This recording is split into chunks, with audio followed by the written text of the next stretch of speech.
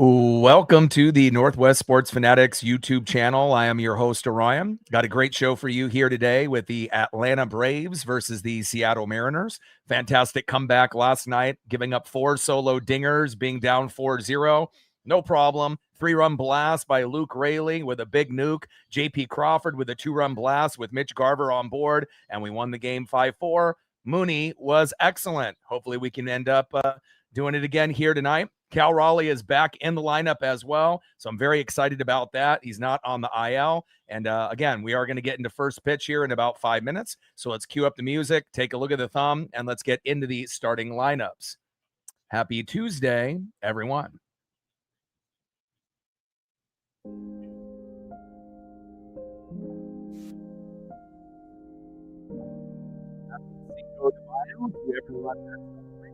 On the thumb, on the left, stud catcher, up-and-coming star, Drake Baldwin. And on the right, the best catcher in the game, it's the big dumper, Cal Raleigh. Welcome back to the lineup.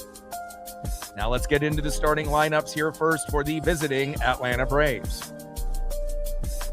Leading off for the Braves, catching today for Atlanta, Drake Baldwin. Batting second, playing second base, Ozzie Albies. Batting third, playing first base, Matt Olson. Batting cleanup, batting fourth, left fielder, Michael Harris II. Batting fifth, playing center field, the former Astro, Mauricio Dubon. Batting sixth, playing third base, Austin Riley. Batting seventh, DHing tonight, Dominic Smith. Batting eighth, playing right field, Mike Yastrzemski. And batting ninth, playing shortstop for Atlanta, Jorge Mateo. And on the mound for the Braves, a stud with a 3-1 record, ERA of 1.88. It is Bryce Elder. And now let's get into the starting lineups for your Seattle Mariners. Leading off for the Mariners at shortstop, J.P. Crawford. Batting second, DHing tonight, the big dumper, Cal Raleigh. Welcome back, Cal. We've missed you. Batting third, playing center field, Julio Rodriguez. Let's go, J-Rod. You've been absolutely phenomenal in the last 15 to 20 games. Keep it up. Batting cleanup, batting fourth, first baseman, it's Nails, Josh Naylor. Batting fifth, playing left field, Randy Arozarena. I love the consistency in the box for Randy lately. Keep it up. Batting sixth, one of the heroes from last night when we were down 4-0. Walked the first 2 batters, no problem. Here comes Luke Raley with a big nuke. Right fielder in the 6th hole, Luke Raley. Batting seventh, playing second base, Cole Clutch Young. Batting eighth, catching today for Seattle, Mitch Garver. And batting ninth, playing third base, Leo Rivas. And on the mound for the Mariners, our best pitcher overall, besides Emerson Hancock, it is Furious George Kirby. Kirby with a 4-2 record, ERA of 3. Let's go, George Kirby.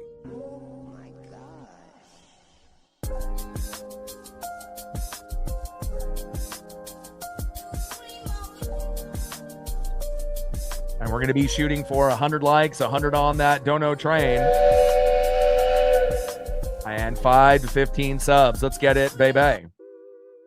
Shout out to my boy Brooks Beats with the best beats on YouTube. We are only 23 subs away from 24,000 on the channel. Very exciting, approaching 6 million views on the channel as well. And again, I'm so happy that we got the big dumper back. I had a few thumbnails, made, but when I figured out that Cal would be in the lineup, he's going to DH today. And as long as things go good, more than likely he'll be catching tomorrow in the early afternoon game with Brian Wu. So again, they're just trying to ease him in slowly, but it's much better than him going on the 10-day IL. And again, we still miss Brendan Donovan tremendously, but to get at least one guy back, it feels very, very good.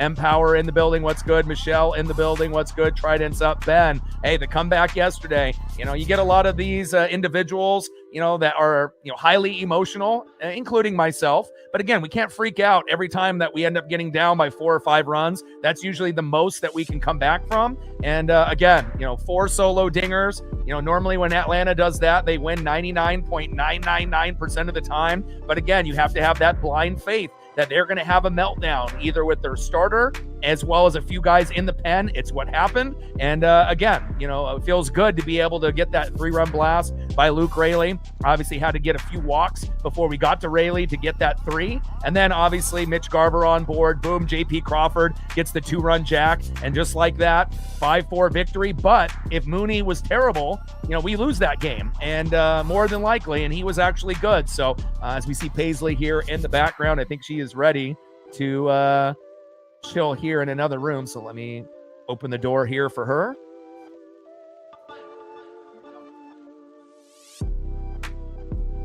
She's going to go lay down on a bed or a couch and make herself comfortable. Just wanted to visit Dad here for a little bit.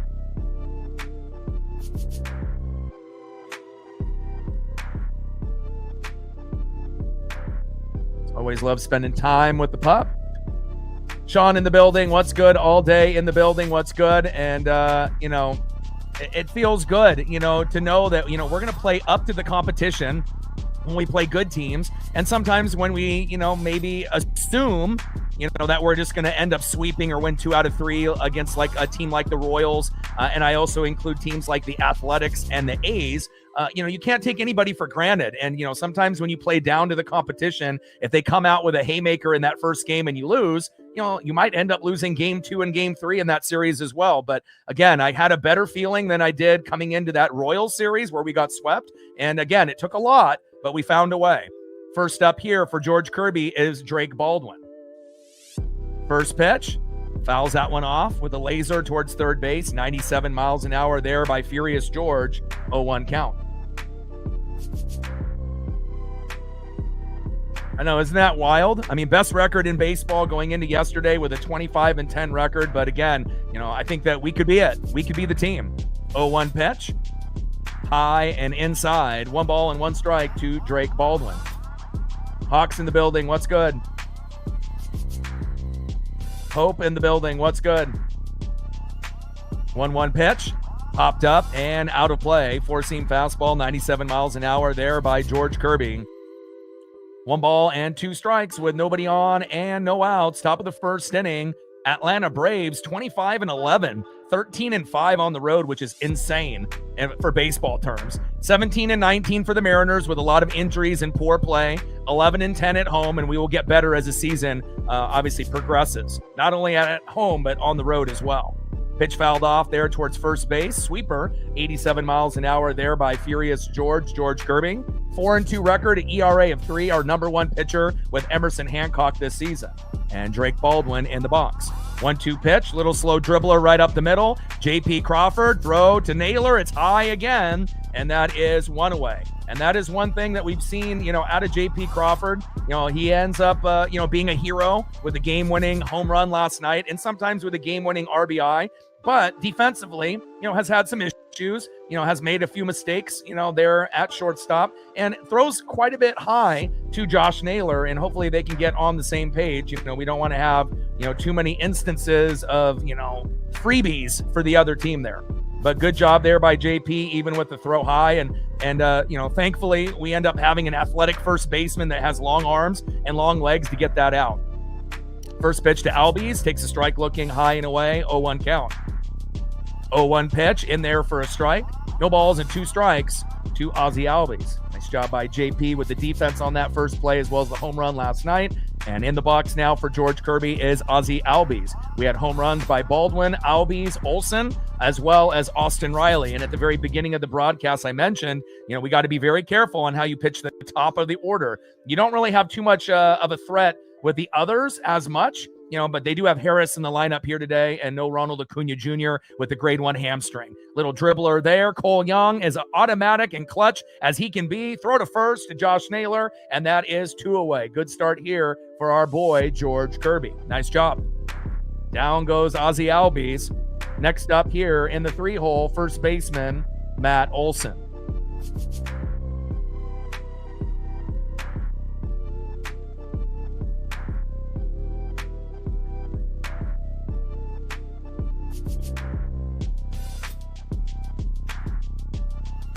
First pitch to Olson, fouls that one off. 0-1 count.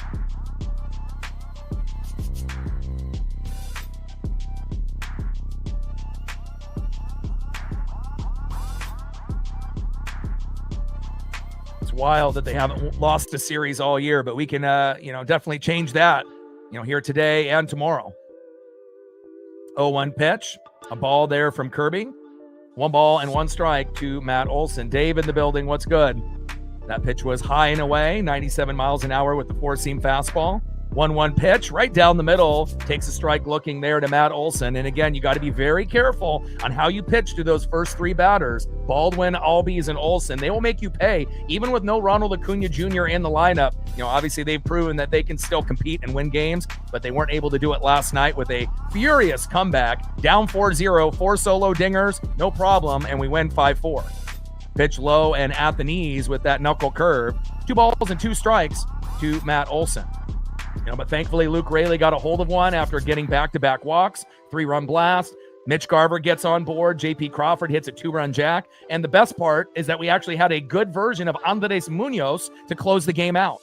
2-2 pitch, low and away. Count now is full. 3 balls and 2 strikes to Matt Olson. I mean, how many times have we had a game where we were up 2-1 or, 5-4, and then all of a sudden Munoz comes in and the game is 5-5 or we're down 6-5? So again, it felt really good to not even have to worry about batting in the bottom of the 9th, and we could just end the game. 3-2 pitch, big swing and a miss, and George Kirby with a beautiful punch out on one of their best players on the team, Matt Olson, and that is a easy 1-2-3 inning for the Seattle Mariners. Down goes Matt Olson with the big punch out. Nice job there by Furious George. Way to bring the electricity, George Kirby. I love it. He's been our most consistent pitcher besides Emerson Hancock. And again, I feel really bad. Hancock has been a part of, some of the best games that we've had, like in the Padre meltdown when we were up 6-2. And then obviously Munoz and Ferrer gave up 5 in the 9th. And then all of a sudden we lose that game 7-6 in San Diego. Should have won that game for Emerson Hancock. And then the 14K game, MLB season high, not just a Mariners season high, across the whole MLB, 14 Ks was number 1. And we still couldn't win that game. But again, sometimes you got to go through these trials and tribulations, through good teams, bad teams, and top tier teams to be able to find out the identity of your team. And again, we've had injuries and a lot of poor play, but I do feel that we are definitely turning the page and corner. We just got to take it one game at a time. Now let's go to the bottom of the first inning. Let's see if we can end up smacking around this pitcher. And again, Bryce Elder, very, very good. 3-1 record, ERA of 1.88. So I don't expect us to get too much on him, but maybe he'll have a meltdown, maybe in the 5th before he goes out in the 6th, unless we can end up getting a few lucky hits on him early and often. I sure as hell hope so. Leading off for the Mariners, shortstop J.P. Crawford, the hero last night. Welcome back to the lineup in the 2-hole. DHing today, big dumper Cal Raleigh. Let's go, Cal. We could definitely use one of these, a big bomb, obviously at some point in the game. But again, if he does go 0 for 4 today, don't be surprised. First game, since the injury, but hopefully he'll get at least one hit for us. And batting third, center fielder Julio Rodriguez. And as long as everything goes correct and his body feels okay, he'll probably be catching tomorrow for Brian Wu, and that would be exciting. Trident's up. Let's go, M's. 23 subs away from 24,000. We should be able to make a dent in that here tonight.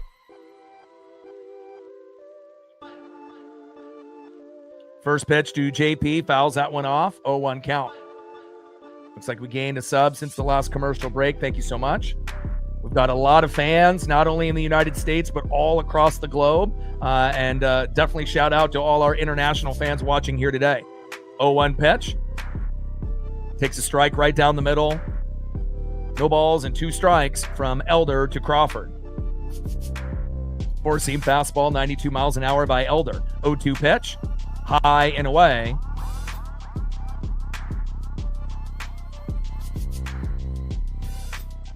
And that is strike 3 looking. Four-seam fastball, 93 miles an hour. There's no real reason for JP to challenge. It looked like for a moment that he was going to do the ABS, but he wouldn't have won it. And good thing that he didn't. That is one away. Down goes JP. Next up for the Mariners, welcome back to the lineup, big dumper, Cal Raleigh.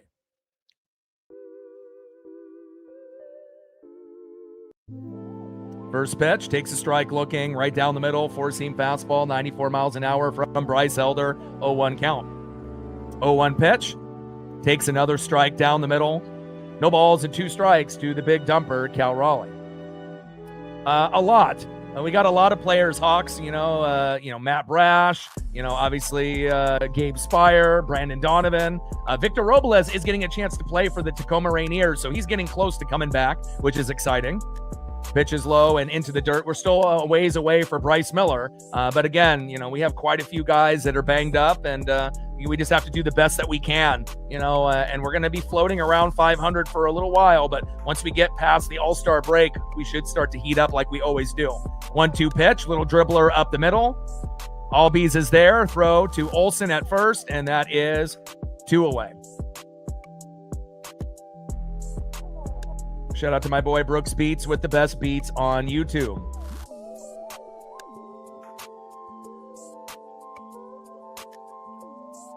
Next up for the Mariners, center fielder, it's J-Rod Julio Rodriguez. Let's go, J-Rod. We could definitely use you here tonight, just like every night. First pitch, takes a strike low and away in the zone, 0-1 count. Sinker, 92 miles an hour here by Elder. And again, it might end up being a low-scoring affair, early on. But again, I still have faith. Even great pitchers can have meltdowns at the very end of their run. And hopefully we can get a few meltdowns by their bullpen as well, even though their bullpen has been pretty good this season. 0-1 pitch, big, swing and a miss. Low and at the knees. No balls and 2 strikes to Julio Rodriguez. Time is called. Bryce Elder, 3-1 record with a 1.88 ERA, so it's not going to be easy. And Julio Rodriguez has been great. Last 17 games, batting .370. Hard hit ball towards third base by Julio, and it is foul. And again, this kind of feels like this might be the very first season where Julio plays great in the first half and the second half. He may not get, 30, 40 home runs, but again, if he's helping the team, every single game, more times than not, that could really help us. 0-2 pitch. Did he get a piece? No, he did not. And that is strike 3. Elder getting Julio on a pitch low and away, fooling him with that sinker. And obviously with the changeup on that one. And again, you got to be careful with Elder. He's got a number of pitches in his bag. End of the first inning, 0-0 here early between the Braves and the Mariners.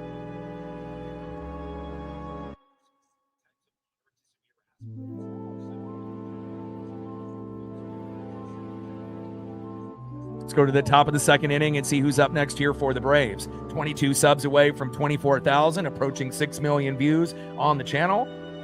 Let's see where we're at on the likes here early on in the broadcast. Happy Cinco de Mayo to everyone that celebrates.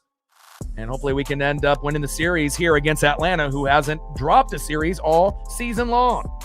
Unbelievable. All right, we're at 35 likes. Good start, 65 to 100.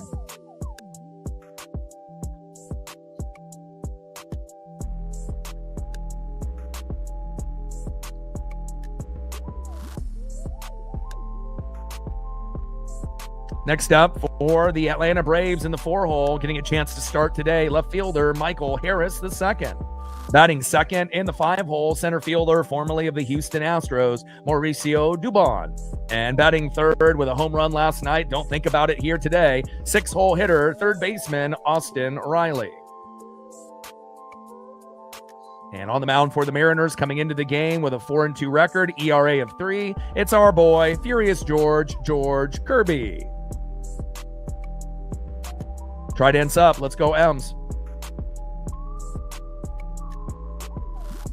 Got to find a way. Even down 4-0, we were able to do it. So, every time we end up having these, big comebacks, we got to make sure that we don't forget about them, when things start going bad or things start going sideways. Again, it's easy to get negative, in life and watching this Mariner team, with all players playing, underperforming, so to speak, and then you got some other guys that are injured. We just have to be able to do our best to stay afloat. First pitch from Kirby to Harris. Big swing and a miss on a knuckle curve. Low and at the knees. 0-1 count. Michael Harris, the second in the box, and our boy George Kirby on the mound. And at least we have, 2 starters out of 5 that are playing well. Little dribbler to Cole Young, routine and clutch as he is. Throw to Naylor, right on the money, and that is 1 away. But again, we assume that Wu will get back on track. He's not going to give up 6 or 7 runs, every single start. So at some point, we have to assume, he'll get back to being the dominant pitcher that we know that he can definitely be. But again, we know that not a lot of faith and trust in Castillo and Gilbert at this point in the season. But even though with Wu giving up, 6 and 7 runs in his last 2 starts, I still think that he's got a better chance to, turn shit around, compared to Logan and Castillo. And I hope Logan can figure it out. Castillo is a lost cause, but hopefully Wu and Gilbert can get on the Hancock and the Kirby level. First pitch is high and away, 1-0 count.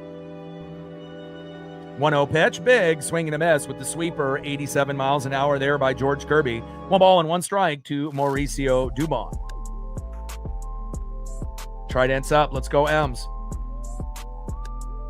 1-1 pitch and a laser right over JP's head, and it ends up dribbling into Randy, and a nice single there for Mauricio Dubon.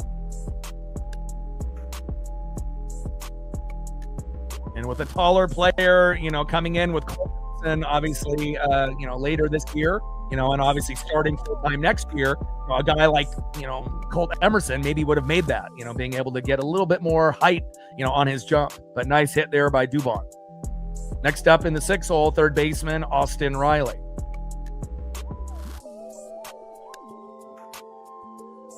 First pitch, low and away with the sweeper, 86 miles an hour to Austin Riley, 1-0 count.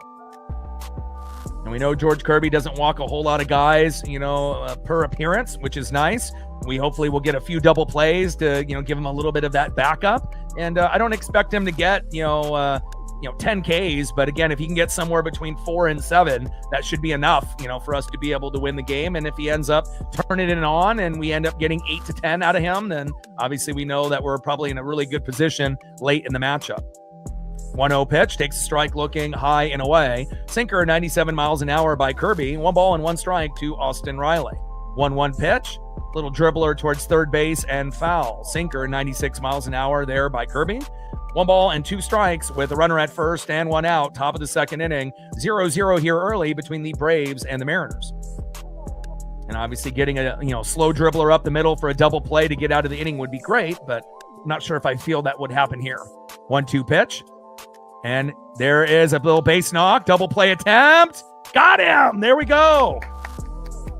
Sometimes, you feel the double play, is approaching. Sometimes you're not too sure. But again, thankfully, we end up getting the double play there. And, anytime you end up getting a mini rally started by another team, and then you can end up getting that slow dribbler up the middle to JP, you can flip it there, get it to Naylor, and complete the double play. We've seen a few, plays by JP Crawford where he hasn't been able to get that throw to first in time, but everything on time there, and a beautiful double play helping out George Kirby here early. I love it. Trident's up. Let's go M's. Great job. And if you look at the Mariners, a lot of the double plays for the Mariners normally are, typically in the 3rd inning or later. It's kind of rare to get a double play in the 1st or 2nd inning, but again, I'm happy that we got that. And again, let's go to the bottom of the 2nd inning and let's see if we can take the lead. Trident's up. Let's go M's. Next up for the Mariners in the 4-hole, first baseman Josh Naylor. Batting second in the 5-hole, left fielder Randy Orosarena. It's been probably the most consistent hitter on the Mariners, even though we do have issues with hustle and defense, but Randy in the box has been good this year. And batting third, one of the heroes last night with a 3-run bomb, right fielder in the 6th hole, Luke Raley. Let's see if we can get another nuke out of Luke. Let's go to the bottom of the 2nd inning, 0-0 here early between the Braves and the Mariners. Gained another sub since the last commercial break. Thank you so much.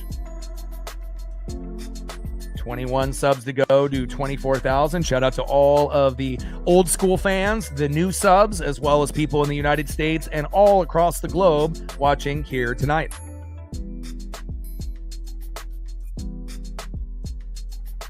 Mike in the building. What's good? Let's go, Naylor. First pitch, Naylor right up the middle. Let's go. And again, we have to get lucky, on a few hard hit balls up the middle. We know when they go to Olsen, he shuts it down like Pasquantino did, obviously, for the Royals. So for him to be able to get one right up the middle, past the second baseman. And again, sometimes you're going to get one in between the second baseman and the shortstop, sometimes in between the second baseman and the third baseman. But to be able to get that past Ozzie Albies, great job there by Josh Naylor. Keep doing you. Nice job. Next up is Randy Arozarena. First pitch, high and inside, 1-0 count.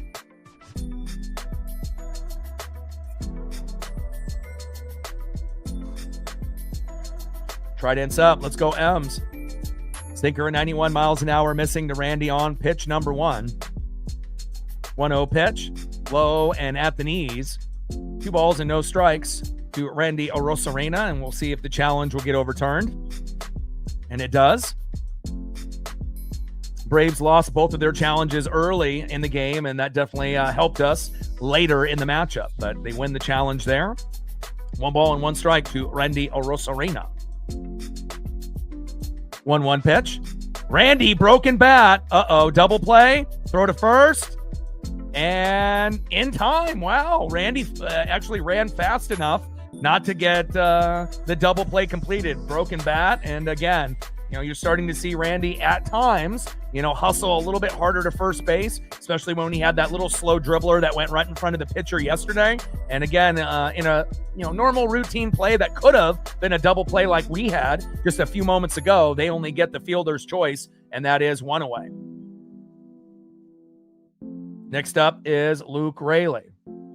And asking a player to hustle, that's not asking too much. Bunt attempt by Raley and foul. If we could just get hustle, out of Randy running the bags, running to first, and running to ground balls and throwing lasers into the infield, there's no complaining we'll ever have ever again. It's like the complaining that a lot of Mariner fans had with Julio in his first 4 years, being impatient and, kind of reaching, at bad pitches and not being patient in the box. But he's corrected that mistake. I mean, it took him 5 years, but he finally did it. And again, we still have hope for Randy. 0-1 pitch, high and away, 4-seam fastball, 91 miles an hour, 1 ball and 1 strike to Luke Raley. Let's go, Luke. We need a nuke.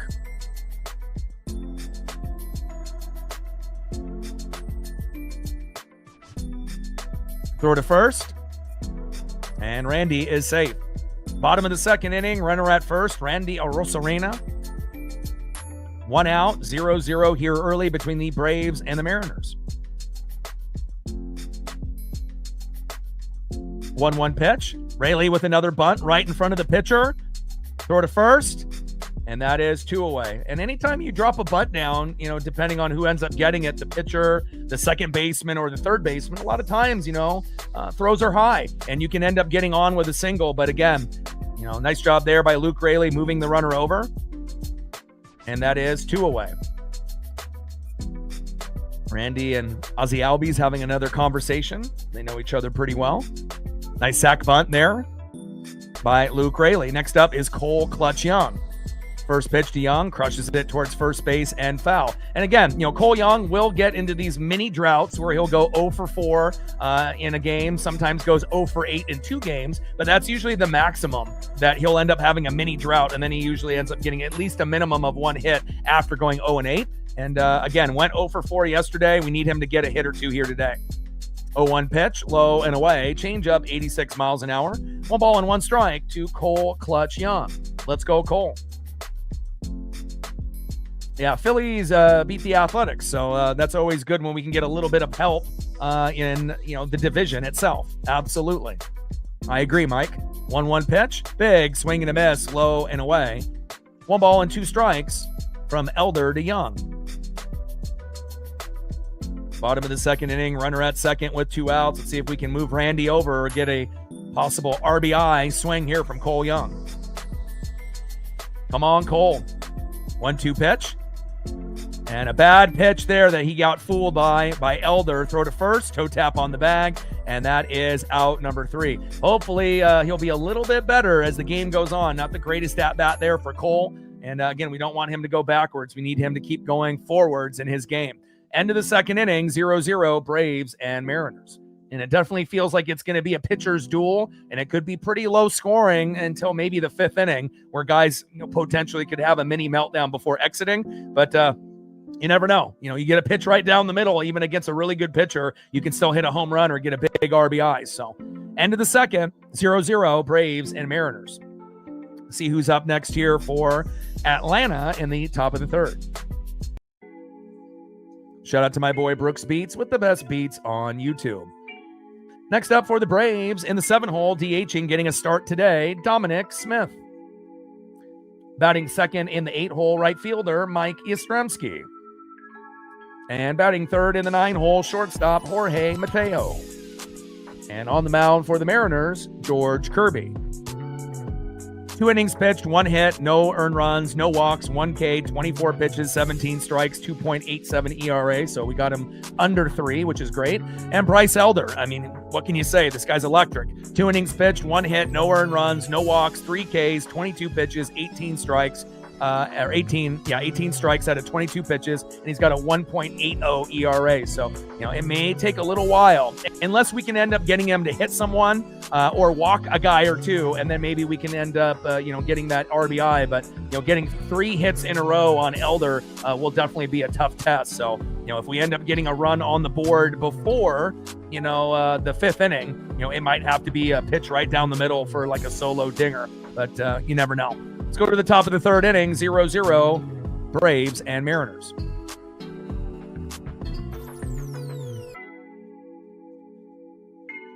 Gained another sub since the last commercial break. Appreciate you. And we're only 20 subs away from 24,000. Let's see if we can make a dent in that number.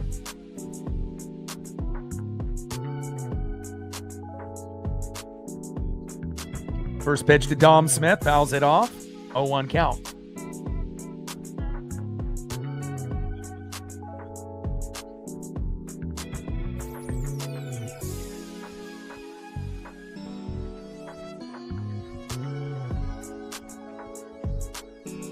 All right, we're at 54 likes, 46 to 100. 0-1 pitch, little dribbler towards first base. There by Dom Smith. Knuckle curve, 82 miles an hour there by Kirby, goes foul. No balls and 2 strikes from Kirby to Smith.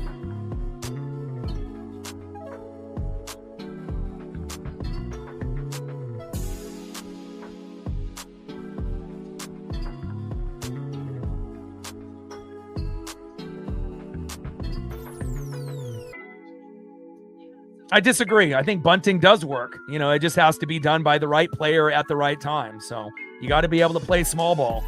You just can't have everyone swinging all the time. Big swing and a miss on the 0-2 pitch, and down he goes. And that is strike 3. Great job there. Nice job there by George Kirby. Way to bring the electricity, my man. And that is 1 away. Down goes Dom Smith. Next up is Mike Yastrzemski.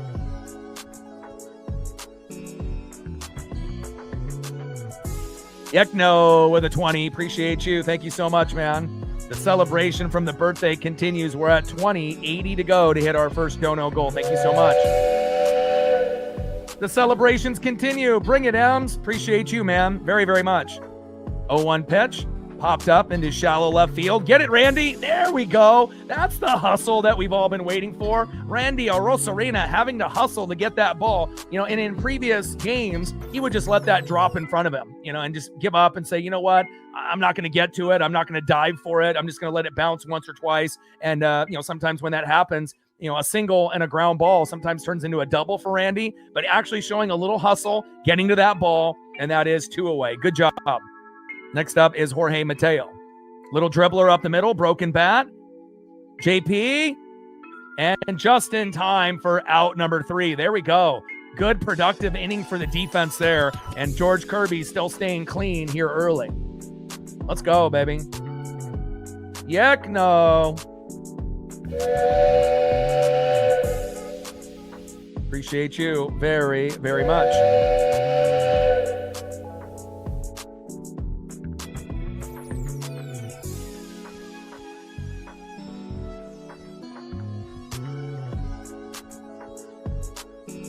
All right, let's go to the bottom of the 3rd inning, and let's see if we can get on the board. I know it's going to be tough against a good pitcher. Again, we got really good pitchers on both sides. Each team, has got only 1 hit right now. So both pitchers, Elder and Kirby, have a 1-hitter. And again, it might be tough sledding for a few innings, but I definitely think we have a very good chance to win this game. Anytime Kirby's on the mound, you should feel very confident. Same thing with Emerson Hancock, even though the team has let him down on a few of his, potential wins that he didn't get. Like in that Padre game on the road, as well as the 14K game against the Royals. We need to be better. We need to play hard for Emerson Hancock and get those dubs. But George has been consistent. First up for the Mariners in the 8-hole, catching today, Mitch Garver. Batting second in the 9-hole, 3rd baseman Leo Rivas. An individual that could be dropping a bunt down. We've already seen Luke Raley drop a bunt and move the runner over. We could obviously get that from Leo, as well as batter number 3. 0 for 1 with a K, shortstop JP Crawford, another individual that can drop that bunt down. And again, those are the guys you probably feel the most comfortable dropping the bunt down, Rivas and JP Crawford. Again, a guy like, Luke Raley from time to time can do it, but again, depending on who the player is and the situation, it's small ball. It's situational baseball, and again, a lot of times if you bunt correctly and, you put it in the right spot, sometimes the throws are high and then you end up getting, that easy base, especially if a player has been struggling. So, some people believe, that bunting doesn't work like Warrior, but if you're a true fan of this game and watch the Mariners, game in and game out, every single pitch from beginning to end, that it's not true. Bunting does work. It's not going to, work 100% of the time, but again, if you can move runners over, that's essentially why you bunt, and then you hope sometimes that throw is wild at first and, we'll see where it goes. 0-1 pitch, low and away, sinker 91 miles an hour, 1 ball and 1 strike to Mitch Garver. Let's go. Caraco in the building. We got a lot of international fans on the channel. Crushed by Garver and out of play. Sinker, 90 miles an hour by Elder. 1 ball and 2 strikes with nobody on and no outs. Bottom of the 3rd inning, 0-0 here early between the Braves and the Mariners. Let them know, Vin. But all over, South America, Mexico, Asia, you'd be really surprised on how far of a reach that we have here on the channel and how many Mariner fans and baseball fans that are a part of this channel, even though that a lot of them may not comment. They're watching on TVs, all across the globe. They're watching on tablets, they're watching on their phones, they're watching on computers, and I get all that data, on every single stream, and I'm always looking it over. 1-2 pitch, low and away. Slider 84 miles an hour there by Elder. 2 balls and 2 strikes to Mitch Garver. It's cool because it ends up showing me what ages watch the channel. Obviously going from people that are under 18 to 65 and up and everything in between. The male-female ratio, which we've gained quite a bit of ground. It used to be about 5% female, but now it's about 20, which is awesome. And again, international coverage has been growing quite a bit too. 3-2 pitch, high and inside, and that is a walk to Mitch Garver. And we know Mitch Garver isn't always going to be able to get hits for us, so anytime he can end up getting a walk, we'll take it all day and all night. Next up in the 9-hole, 3rd baseman Leo Rivas.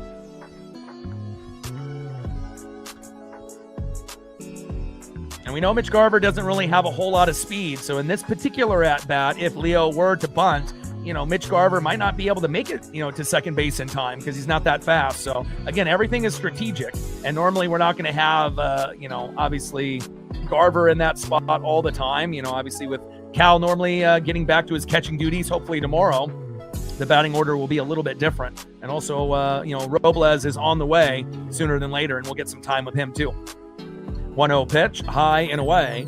Four-seam fastball, 92 miles an hour there by Bryce Elder. 2 balls and no strikes to Leo Rivas. Let's go, Leo.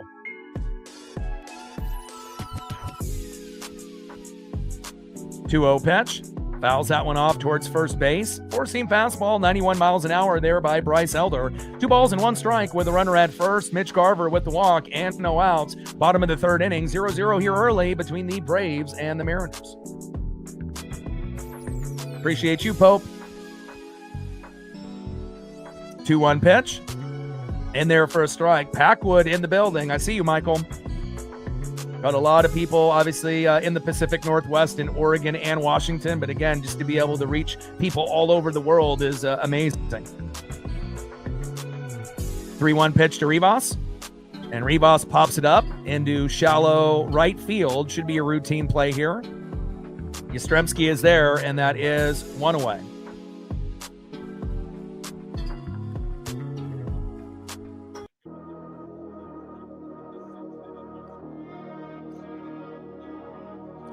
Next up, J.P. Crawford. Go ahead, RBIs, 6th inning or later. Seager, Buhner, Edgar, Griffey, Ibanez, Ichiro. And look at that, J.P. Crawford. Awesome. I mean, this might be the last year that J.P. is there, but again, he has come through, with some big RBIs and big home runs for us already in the early, part of the season. Obviously the defense is normally automatic for him, and he has made a few errors and a few mistakes, but he is human. And we do have Colt Emerson waiting in the wings to take that spot. So, and I know JP knows it as well. So we just have to get the best out of JP while he's here. 1-0 pitch, high and away. 2 balls and no strikes to JP Crawford. But Emerson will be a better hitter and a better defender, and you pair him up with Cole Young, Brandon Donovan at third, and Josh Naylor at first. We're going to have one of the best infields in baseball once all those guys, get chemistry with each other. 2-0 pitch, takes a strike looking low and away. 2 balls and 1 strike to J.P. Crawford. And then when we get a chance to see Cade Anderson, on the team as well, it's going to be super exciting.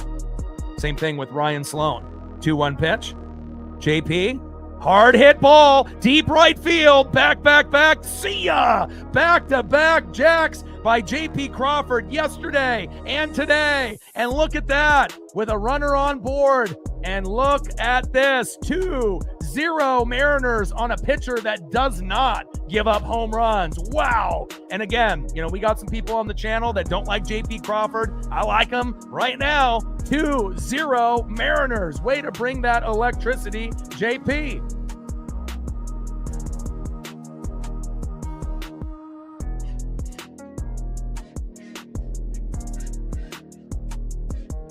And obviously we know, JP isn't the greatest hitter, and we know JP, normally is a great defender and, has had some mistakes. But again, not a lot of guys that are undersized, that can do things like this. And, hitting home runs, getting big RBIs, hitting home runs late. So, he's not going to be everyone's favorite player. But again, he actually has been playing, pretty good. I mean, you can't really compare him to like Cal or Julio or Naylor or Randy. He's going to be one of the lower guys, but he's probably one of the better lower guys that we have, as far as role players on the team. And again, it's not like you can get that out of Leo Rivas, and again, beautiful. 2-0 Seattle. And again, remember, the Atlanta Braves haven't lost a series all year. Right, they were the number 1 team in baseball, 25-10 record going into the game, and we might have a chance to win 2 out of 3. And who knows, we win today, right? And if Wu pitches good tomorrow and Cal is catching, who knows? Could you imagine we get swept by the Royals and everyone's pouting, and then all of a sudden we sweep the Braves or win 2 out of 3? You just got to take it one game at a time. Trident's up. Let's go, baby. Ice water in the veins. You know it. Appreciate you.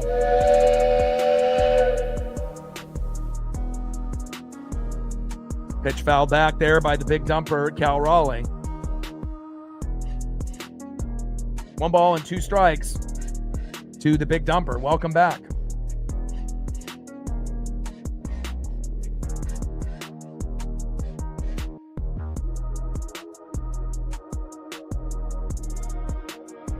One-two pitch, big swing and a miss. Down goes Cal, and that is 2 away.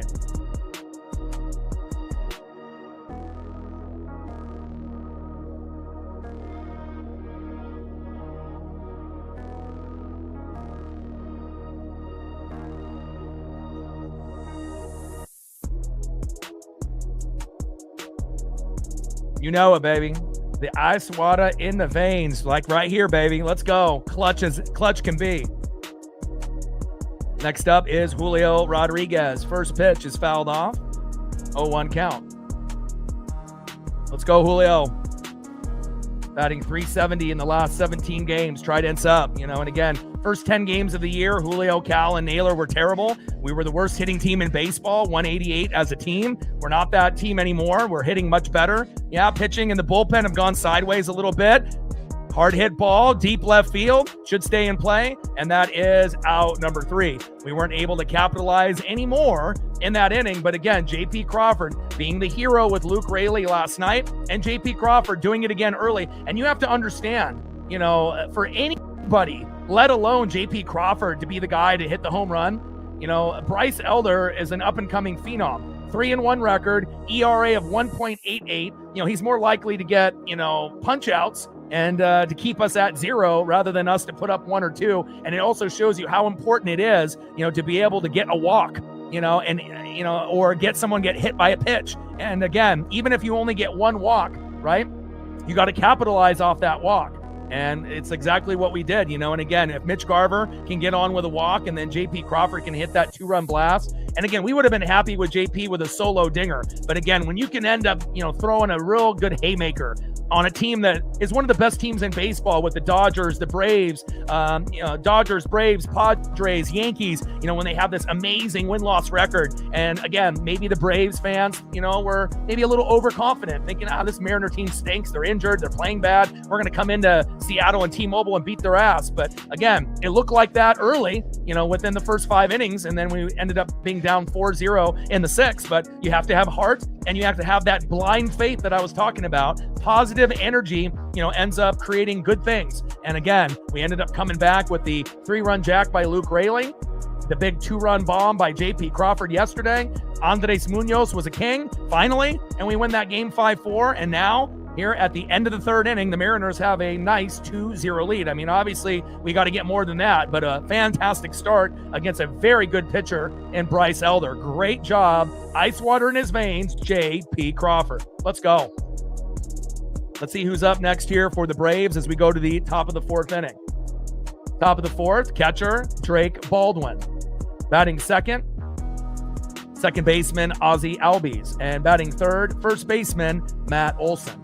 And you got to think, J.P. Crawford, is doing things that even some of our best players don't do. Hit home runs in back-to-back games. I mean, how many Mariner players have been able to do that this season? Not very many, considering all the injuries and all the other things that have been going on with this team.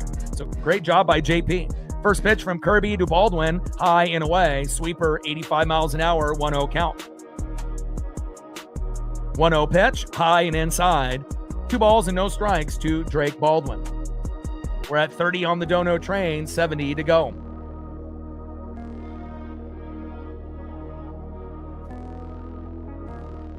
2-0 pitch popped up and out of play.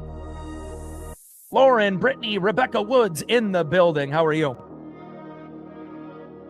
Yeah, but again, we treat the Royals the same way that we treat the A's and the Angels. It's just assuming that we're going to sweep them or win 2 out of 3, regardless of their record, if it's good or bad. And, again, we always play up to the competition, and a lot of NFL teams and NBA and NHL teams do the same thing. When you see a good team coming in or you go to a good team, you're going to bring your A game more times than not. And sometimes when you play a team that you feel that you're better than, even though you may not be, maybe you are win-loss record-wise, but, again, you have to treat every opponent the same, but we know in sports that doesn't happen.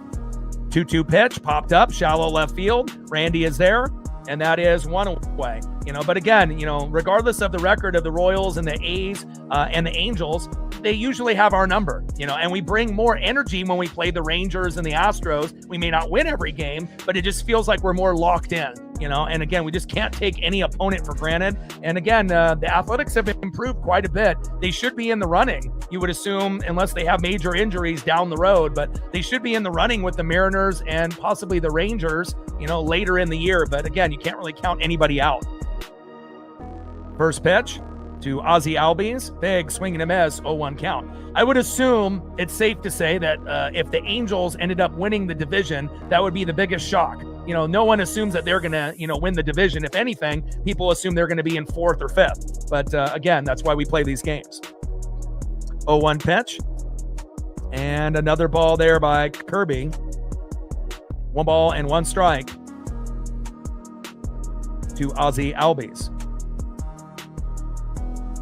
1-1 pitch. Little blooper, and that gets past JP. And a single there from Albies.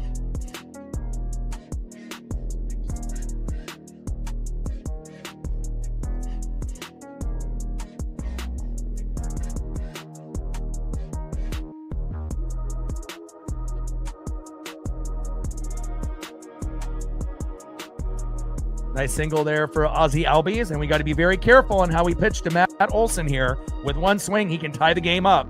Can't have too many pitches just right down the middle. You can test him, but again, we had home runs by, all 3 guys in the middle of the order. That one gets past Cole Young, back-to-back hits, and Albies with great speed makes it into third base easily. And just like that, back-to-back hits by Albies and Olson, and that's the guys that are going to do the most damage for the Braves with no Ronald Acuna Jr. in the lineup with a grade 1 hamstring. Baldwin, Albies, and Olson. We got to be very, very careful with those 3. And then again, you can still get some damage from Harris and Riley as well, but those would probably be the 5 guys, that could do the most. But again, you can't ever take anybody for granted. Next up is Michael Harris II. And this is where we need our second double play. We already got one early. And I know the sports gods, you don't want to ask too much, but we need a slow dribbler right up the middle to JP, throw to Naylor, and we get out of this inning still with a 2-0 lead. Runners at second and third with 1 out. First pitch from Kirby to Harris, little dribbler. And looking home, and there just wasn't a play there. Toe tap on the bag, and that is 2 away. And luckily, the runner, wasn't stupid. And again, Naylor would have thrown him out. So no double play, but at least, an easy out there on Michael Harris II. I'll take that. And next up is the former Astro, Mauricio Dubon. And hopefully we get Dubon to pop up or ground out, or potentially get struck out by Kirby, and then we can still have this 2-0 lead. It definitely feels like a lot of times when we get a lead, the other team ends up getting it right back in that next half inning, but today might be different, especially with Kirby on the mound. Hard hit ball. It goes towards that right field line, and just like that, the game is tied 2-2. And again, you have to look at trends. And again, trends, are something that continue to happen, to the Mariners. And again, it's like you get the 2-0 lead, and then all of a sudden you give it up, And again, Kirby having a little bit of a mini meltdown here against Atlanta in the 4th. And again, they got a lot of players that can do the damage. And obviously Naylor playing way off of first base, not even close. No one was even close to the bag. And if he was actually hovering towards first, maybe we end up making that play. Got to play like Olson and Pasquantino. You got to be closer to that line on first base. And Austin Riley on the first pitch fouls it off. 0-1 count.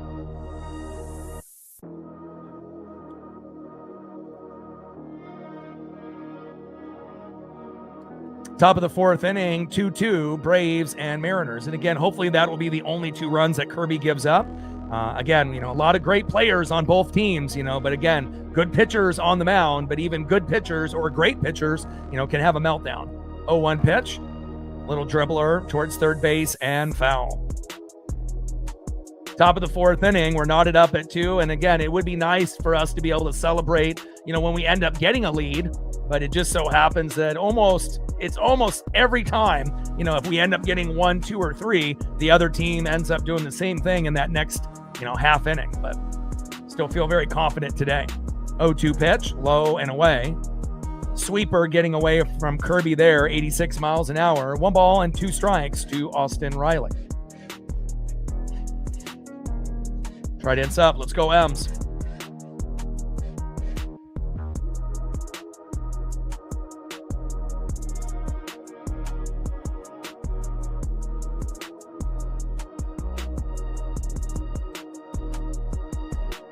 Long pause here from Kirby. 1-2 pitch. Check swing, popped up and foul. Four-seam fastball, 96 miles an hour there by Kirby. 1 ball and 2 strikes with a runner at second and 2 outs. We cannot let them score anymore. No more RBIs, no home runs. We got to keep this game tied at 2 and then see if we can retake the lead in the bottom of the 4th. Come on, George. 1-2 pitch. Big swing and a miss. There we go. Nice job there by George Kirby, at least getting that last out, but the damage was done. And again, them compiling 3 big hits. And again, that's what happens, with the Atlanta Braves. Dubon doubles to right, Albies and Olsen score, and we're knotted up at 2. So JP Crawford with a big 2-run blast with Garver on board to give us the 2-0 lead, 395 feet to right field for JP. And then Dubon, the former Astro, it's always a thorn in our side with former Astros or Astro players. Albies and Olsen with singles end up, a single and then obviously a double by Olsen, end up opening this game up. 2 runs, 4 hits for Atlanta, no errors. 2 runs, 2 hits, no errors for the Mariners. And now let's see if we can retake the lead in the bottom of the 4th.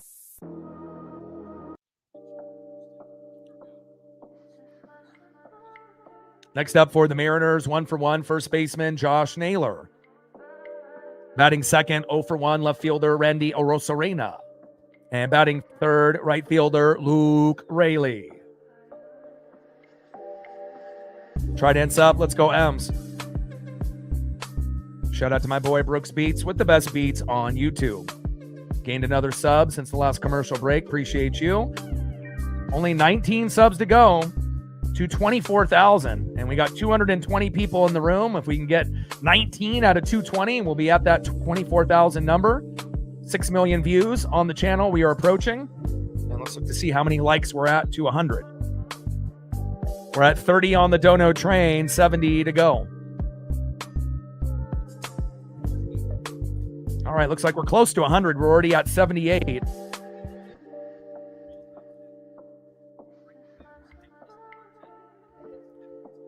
All right, we're at 78 likes, 22 to 100 with 224 in the room.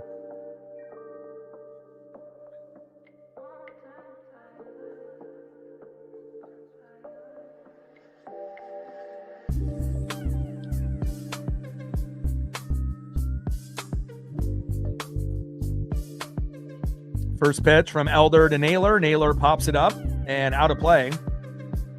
0-1 count. Cutter 88 miles an hour there by Bryce Elder.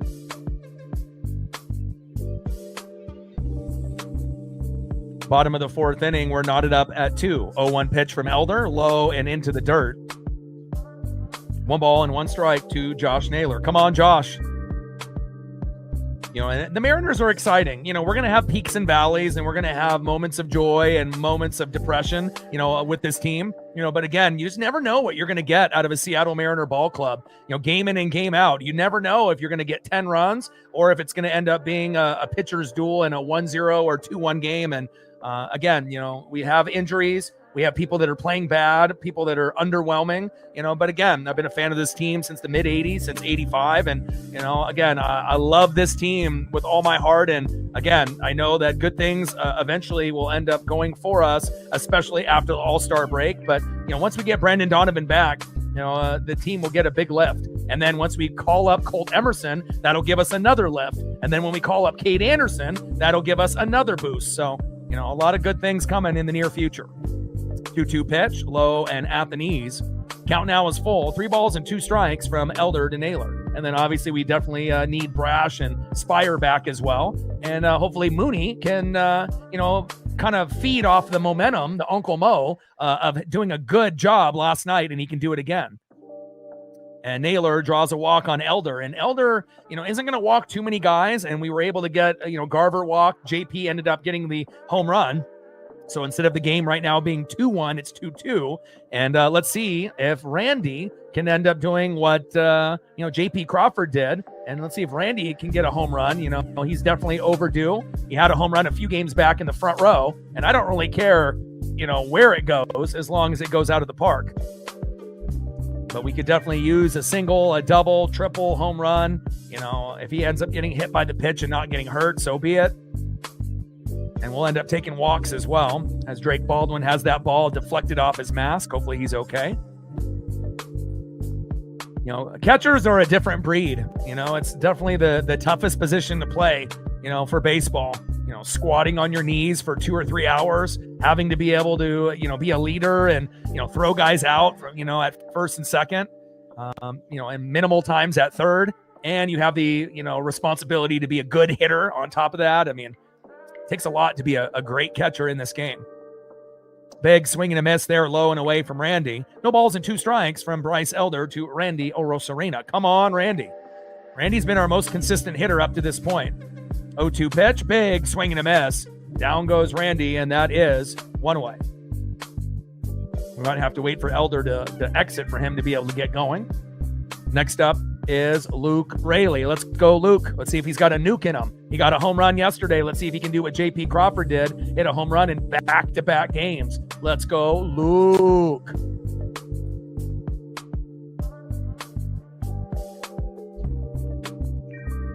Throw to first, and Naylor is safe. And obviously we had the May the 4th be with you with the Star Wars tribute for all Star Wars fans yesterday. And Luke, ended up getting the job done on that particular day. And now we got Cinco de Mayo today. And hopefully we'll be able to get a few more home runs before this one is over. Throw back to first. Ooh, Naylor. Very close of getting thrown out. You got to make sure you got your head on a swivel there. The last thing that we need is for a guy to get walked or to get a single and to get thrown out sleeping at first, which we have had that issue quite a few times this year, unfortunately. Naylor with a big jump. Safe. There we go. If Naylor would have went feet first. Naylor is down. Are you okay? I hope Naylor's all right. He might have injured himself. Yeah, I was going to say, if he would have went feet first, he would have been out. He goes head first, and he's wincing in pain. Fuck, we can't have another injury to one of our studs. I mean, we already got Brash out, Spire out, Brendan Donovan out, and now we got Naylor holding his knee and kind of his upper thigh, and he's down on, both knees here at second base. I mean, I don't know if he just got the wind knocked out of him, going into the bag here.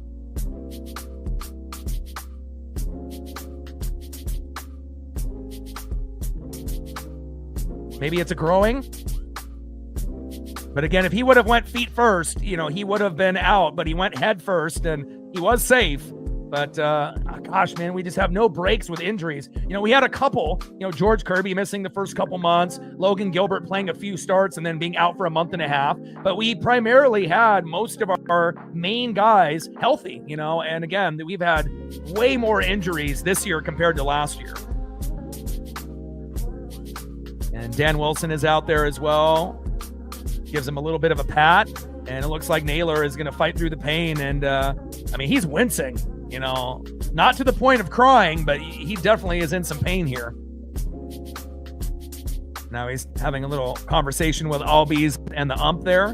And again, I don't know if that was just kind of got the wind knocked out of him, maybe a little bit of a, growing thing, and again, we already have Donnie, with the growing in the hip and whatnot. And, those are usually reoccurring injuries when you have the growing in the hip. But it looks like he's going to tough it out. He is one tough SOB, and he's in the game still. Nice job, Naylor. 1-0 pitch to Rayleigh. Big swing and a miss, low and away. 1 ball and 1 strike to Luke Rayleigh.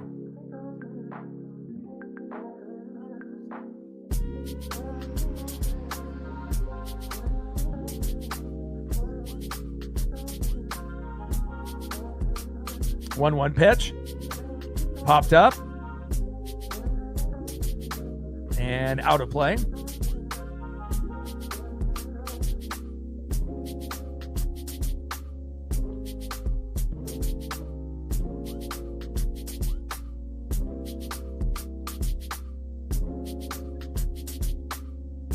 Pitches low and into the dirt. 2 balls and 2 strikes to Luke Rayleigh.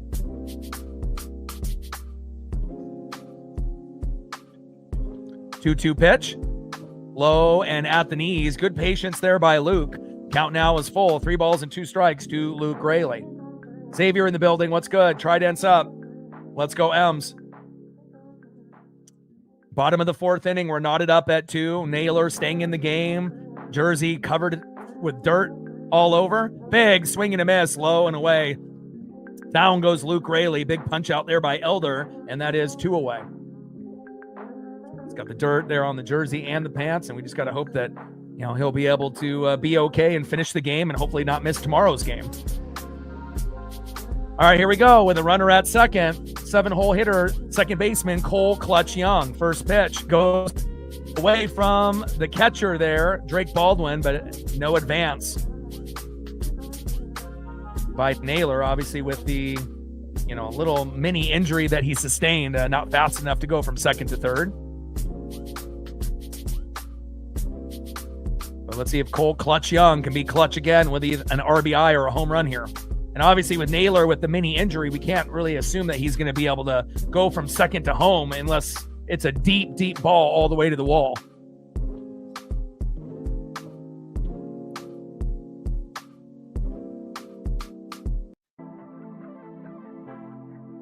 Bottom of the fourth inning, runner at second, Josh Naylor with 2 outs. Bryce Elder on the mound. Cole Clutch Young in the box. Come on, Cole.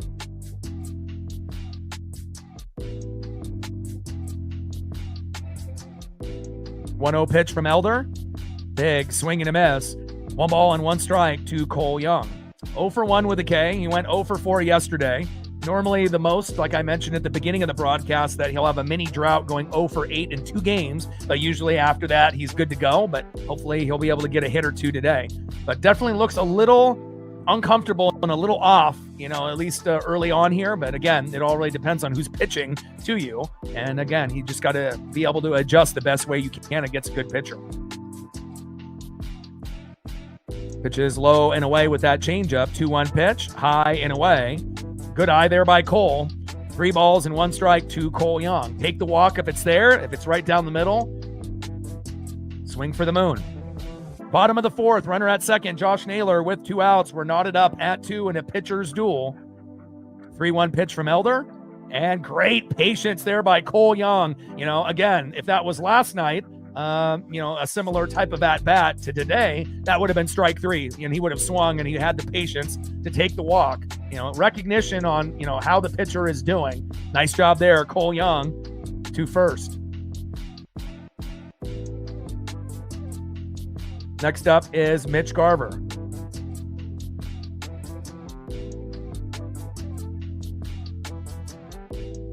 In every 4th or 5th game that Garver plays, he'll get like a home run or a big RBI. You can't count on him getting hits every game. And again, this would be a great opportunity for an RBI or a home run if he can get a pitch down the middle.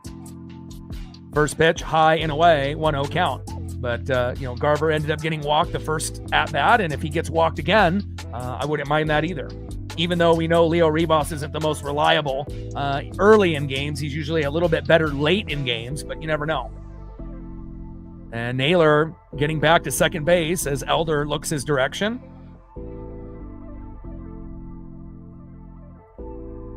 Trident's up. Let's go, M's.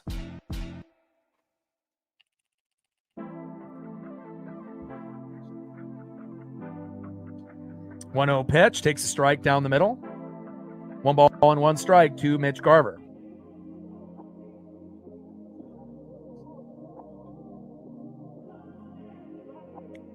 Bryce Elder on the mound.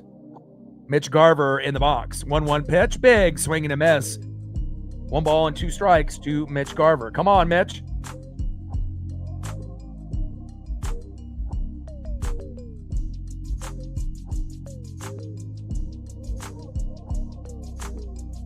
One-two pitch.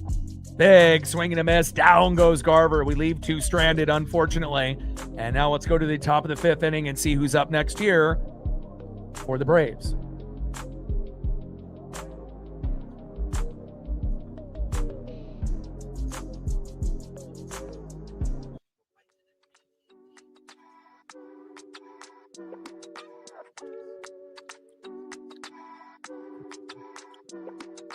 End of the 4th, 2-2, Braves and Mariners. Next up for the Braves, 0 for 1 with a K, DHing Dom Smith. Dominic Smith sounds better, but he wants to be called Dom, I guess. Batting second, 0 for 1 in the 8-hole, right fielder Mike Yastrzemski. Great bloodline. And batting third, 0 for 1, shortstop in the 9-hole, Jorge Mateo. And on the mound for the Mariners, still George Kirby. Let's look at the stats for the pitchers. All right, so 4 innings pitched, 4 hits, 2 earned runs, no walks, 3 Ks, 46 pitches, 35 strikes with a 3.12 ERA for George. And then for Bryce Elder, 4 innings pitched, 2 hits, 2 earned runs, 3 walks, 7 Ks, 69 pitches, 43 strikes with a 2.11 ERA. Tridents up. Let's go M's. We're at 30 on the Dono train, 70 to go. Gained 2 more subs since the last commercial break. Appreciate you. 17 subs to go to 24,000. We're making some ground there. Getting closer to 6 million views, like I mentioned early in the broadcast. Hit 5 million a few months back. And we're at 91 likes. We're almost there. 9 more to get to 100. Let's go. All right, we got 224 people in the room. If we can get 9 out of 224, we'll be at 100 and we'll be smooth sailing from that point moving forward.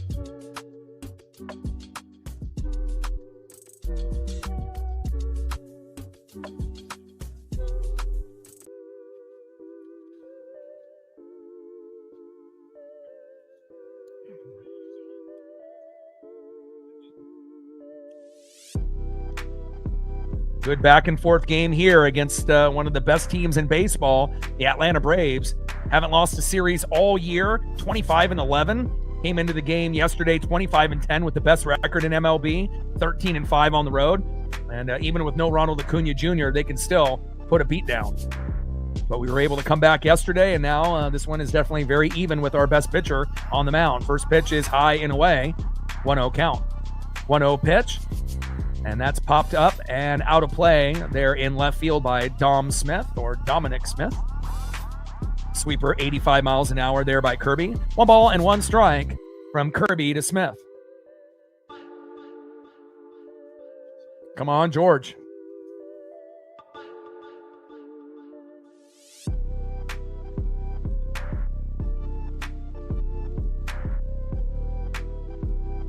One pitch popped up. Shallow center field. Julio is there. No fly zone there by Julio Rodriguez, and it's just fantastic, that we can have a Ken Griffey Jr. type of player in center field that can play offense and defense. It's a dream come true, after growing up and watching Griffey and being able to have a guy try to fill his shoes. Nice job there by Julio, and that is 1 away. Dominic Smith flies out to Julio. 1 down. Next up is Mike Yastrzemski.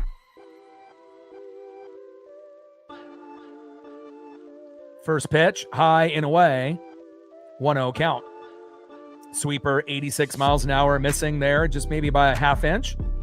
Top of the 5th inning, we're knotted up at 2. Nobody on with 1 out. George Kirby on the mound. Yastrzemski in the box. 1-0 pitch, high and away. 2 balls and no strikes to Mike Yastrzemski. Sweeper, 84 miles an hour, missing by a few feet there. 2 balls, no strikes with nobody on and 1 out. 2-0 pitch from Kirby. Line drive right up the middle. And a nice base knock. And that is a 1-out single there for Mike Yastrzemski.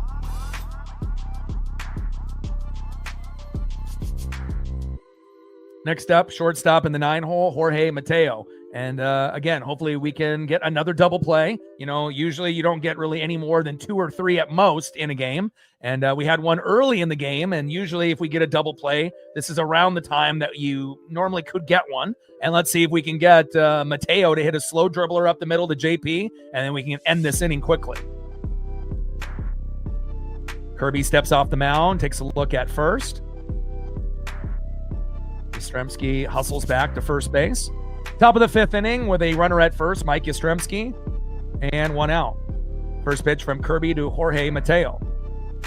First pitch is low and at the knees, 1-0 count.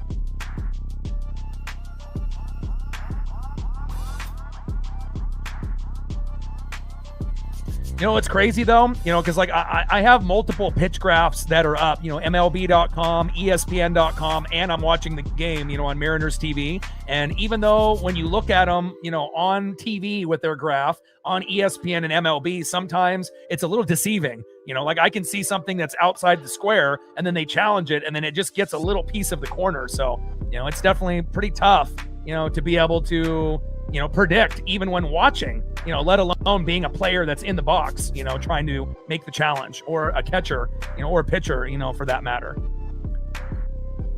1-1 pitch, low and away, sweeper 86 miles an hour there by Kirby. 2 balls and 1 strike to Jorge Mateo.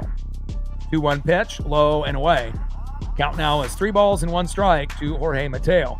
And, you know, I agree with you, you know, but again, sometimes, you know, even when I look at the pitch graph, it's like, it feels like a foot off where the square is. And then somehow when the ABS replays it, it has like just a sliver, you know, on the corner or on the line. And then it ends up being called strike, even though the pitch graph didn't say that. So 3-1 pitch in there for a strike. But I did hear that they do have, you know, some of the umps and whatnot. They have like, you know, obviously hearing devices, and they can, you know, talk with those individuals, or at least listen to those individuals, you know, that are, you know, getting the extra, you know, access, you know, to be able to get the right calls on the ABS. So the ABS is working. You know, we don't really complain about umps that much anymore. We used to complain every game, and, you know, and you only have so many ABS challenges, so you have to be kind of careful. You know, the Braves used them early, lost both, and then they didn't have any for the rest of the game. So you have to be very strategic. 3-2 pitch, popped up. We'll take that. Julio is there. No fly zone, and that is 2 away. Now, if we had unlimited, right, ABS challenges, then, you know, yeah, just fire away. But again, you know, they have a certain amount because they don't want to slow the game down, and I get it and whatnot. But, you know, there's going to be certain individuals that'll be like it when Cal is catching, he's more likely to call a challenge than Garver, if you've noticed. So, you know, Garver already has so much on his fucking plate that, you know, he's just trying to make sure he's got good rapport with the pitcher and he doesn't let pitches get past him. So I think he's already kind of stressed out as it is, you know, even though he knows he's the backup to Cal. So, and the pitcher, you're not going to have Kirby challenge anything. So, you know, he's too focused on just trying to get the batters out. But, you know, we'll see how it goes. Top of the 5th inning with a runner at first and 2 outs. Kirby on the mound, Baldwin in the box. And now we have a Mariners challenge.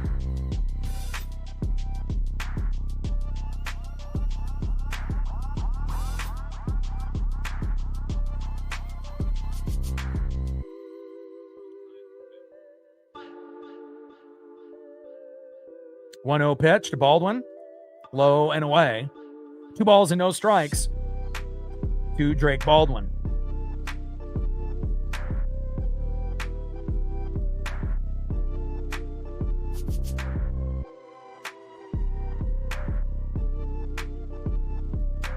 Two-zero pitch, popped up and out of play.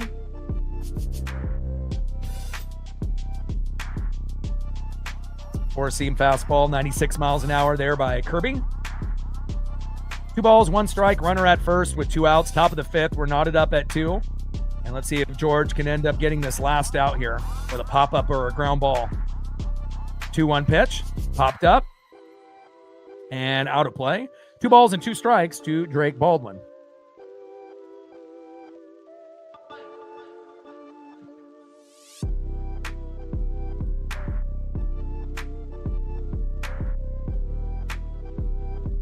I mean, the margin for error is so slim, you know, for a lot of these pitches too. 2-2 pitch from Kirby. Little dribbler up the middle. Get it. There we go, JP. There we go. Good defense. That's the JP that I know. And Naylor's just got the dirt all over on the jersey and the pants there. And even though Kirby's given up 5 hits, you know, just had the 1 rough inning, you know, and again, when Kirby has a rough inning, you know, maybe it's only 1 or 2, you know, but if Gilbert or Castillo has a rough inning, it's probably like 4 to 8, you know. Wu has a bad inning. It might be 6 or 7 and the last 2 starts, but we have to assume he'll get better. And if he has a meltdown, maybe it'll be like 1 to 3 instead of 6 or 7. And, you know, with Hancock and Kirby, again, you don't really see them have meltdowns too often, but they are human. And also, it really depends on who we're playing against. I mean, we're playing against one of the best teams in baseball, so it's almost inevitable that they're going to get home runs and RBIs, but you just have to be able to limit the damage. All right, let's go to the bottom of the fifth, and let's take the lead, huh? Let's see who's up next here for the Mariners. Shout out to my boy Brooks Beats with the best beats on YouTube. Next up, 0 for 1, third baseman Leo Rivas. I wouldn't mind him dropping the butt down at some point in this game. Batting second, 1 for 2 with a run, 2 RBIs and a K. Shortstop, J.P. Crawford. Let's go, J.P. He's got the 2-run blast, obviously yesterday and today. Way to be that dog. Ice water in your veins. I love it. And batting third, 0 for 2 with a K, DHing, big dumper, Cal Raleigh. I don't want to go 0 for 4, but with that right side soreness, missing, multiple games, obviously getting a hit or a home run would be excellent, but you have to assume that he might take a few games before he can kind of get back to his regular rhythm. But if he ends up catching tomorrow, that would be a really good sign going into Brian Wu. And we're going to have an afternoon game tomorrow, I believe, at 1:10 Pacific. And if we can get past Cal Raleigh, to that fourth batter, it'll be one of the hottest players in the last, 17 games. Center fielder Julio Rodriguez batting .370 in the last 17.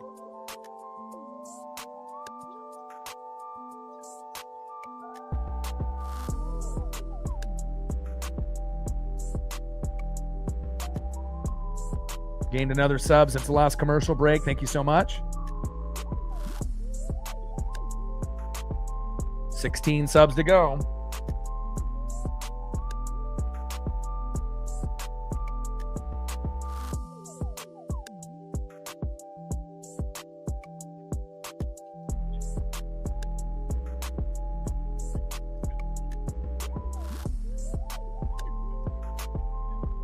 All right, we're at 108 likes, 92 to 200. Let's go.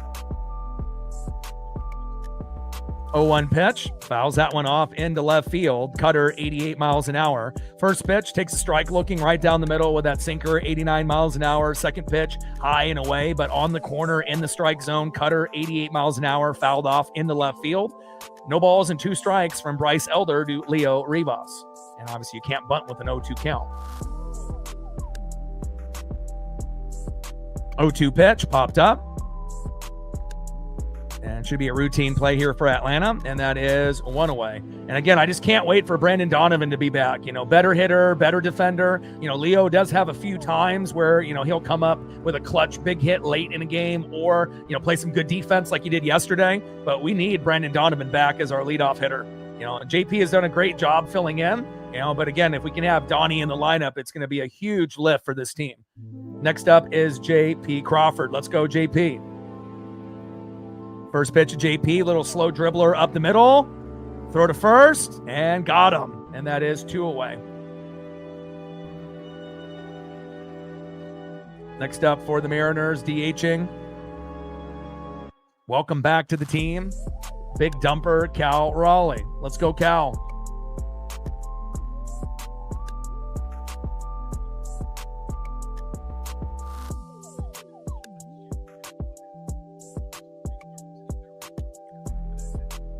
First pitch from Elder to Raleigh. Takes a strike looking, 0-1 count. And you haven't seen him swing on a first pitch, just yet. Cutter, 89 miles an hour, high and inside. 0-1 pitch, big, swing and a miss there. No balls and 2 strikes to the big dumper, Cal Raleigh, and that's how the first at-bat went as well. 0 for 2 with a K. Let's see if we can go 1 for 3, even getting a single. I mean, all his swings so far are home run swings. Sometimes you got to adjust for a single swing. 0-2 pitch, high and away. Good patience there by Cal. 1 ball and 2 strikes to the big dumper, Cal Raleigh. And I think Julio has been a great example of that. He used to just swing home run swings all the time, and that's why he was so bad in the first half of the season in his first 4 years. But if you've noticed, the home runs might be down, but he gets more base hits and more walks, and he helps the team win more on a game-in, game-out basis, even though the home run numbers are lower. But I think every fan will take that, as long as he's producing more on a regular basis. And if we can just get some of these players to adjust, we'll be just fine. 1-2 pitch, big swing and a miss. And again, another home run type of swing by Cal, and down he goes. And that is out number 3. End of the 5th inning. We're still knotted up at 2, Braves and Mariners. Let's go to the top of the 6th and see who's up next here for Atlanta. And obviously in the near future, both pitchers will be out, and then we just have to hope for a meltdown or 2 by their bullpen, and then we can find a way to win this game 3-2, 4-3 or 5-4, whatever it may be. Next up for the Braves, 1-for-2 in the top of the 6th inning with a run, Ozzie Albies. Batting second, 1-for-2 with a run and a K, first baseman Matt Olson.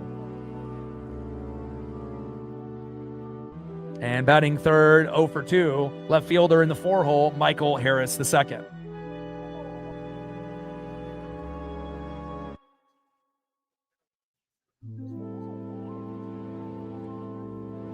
End of the 5th inning, we're still knotted up at 2. 16 subs away from 24,000. Let's go.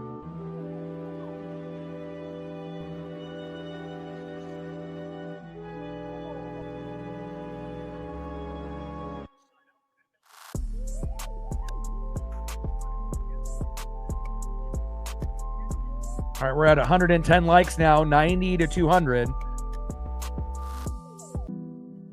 Shout out to my boy Brooks Beats with the best beats on YouTube. 2 runs, 5 hits, no errors for Atlanta. 2 runs, 2 hits, no errors for the Mariners. And luckily, one of the 2 hits was a 2-run bomb by JP. Otherwise, we'd be down 2-0.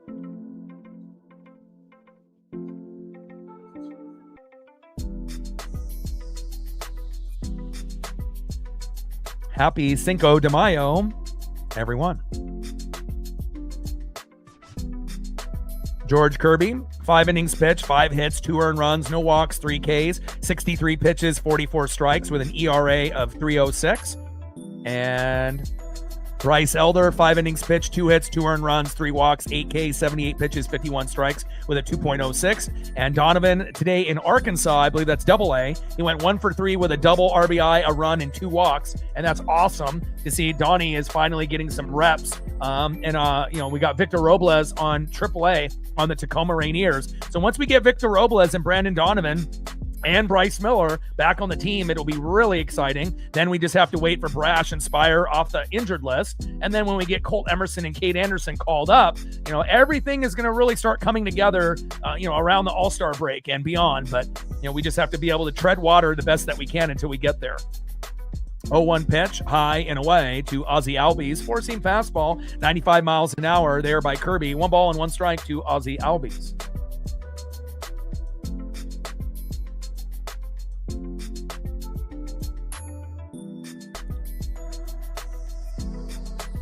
One pitch, fouled off, low and away. 1 ball and 2 strikes to Ozzie Albies.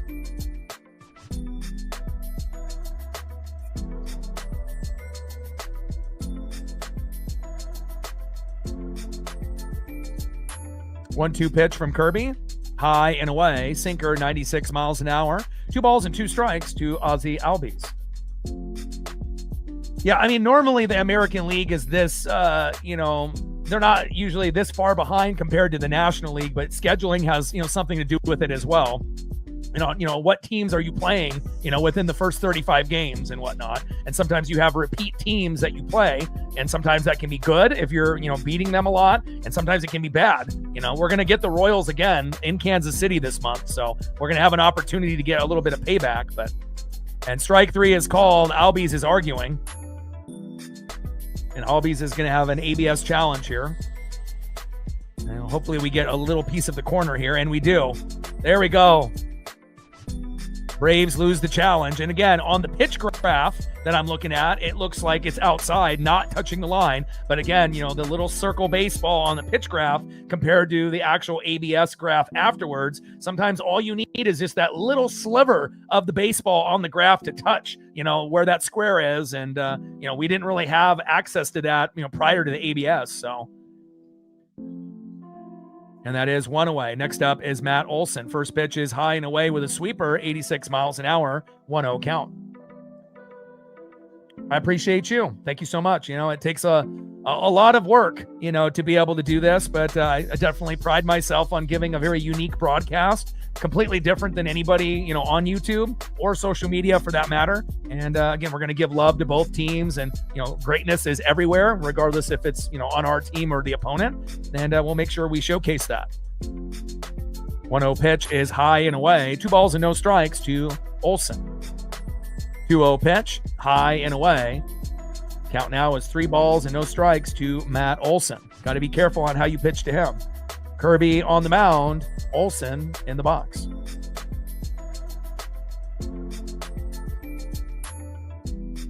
Daniel in the building, what's good? 3-0 pitch. In there for a strike, high and away with a cutter, 91 miles an hour. 3 balls and 1 strike to Matt Olson. But I do believe the American League, after the All-Star break, it'll start to even out with the National League. It's not going to be so lopsided. 3-1 pitch, high and away, and that's a walk for George Kirby, which is very rare. Kirby does not walk too many players that often, but again, I'll take a walk rather than a home run. So,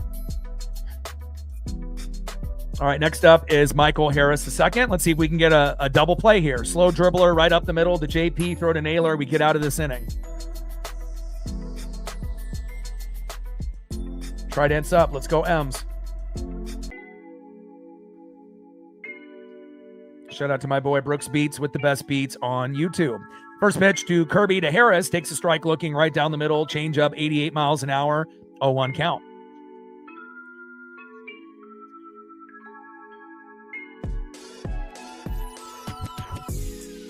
Oh, 1 pitch from Kirby. Popped him up. Shallow center field. Julio is there.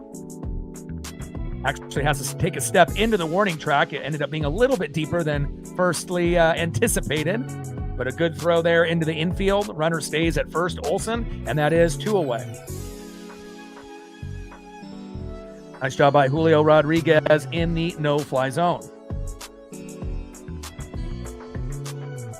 Next up, the hero so far for the Braves, 2 for 2 with 2 RBIs, Mauricio Dubon, the former Astro. We know how we feel as Mariner fans for Astro players or former Astro players.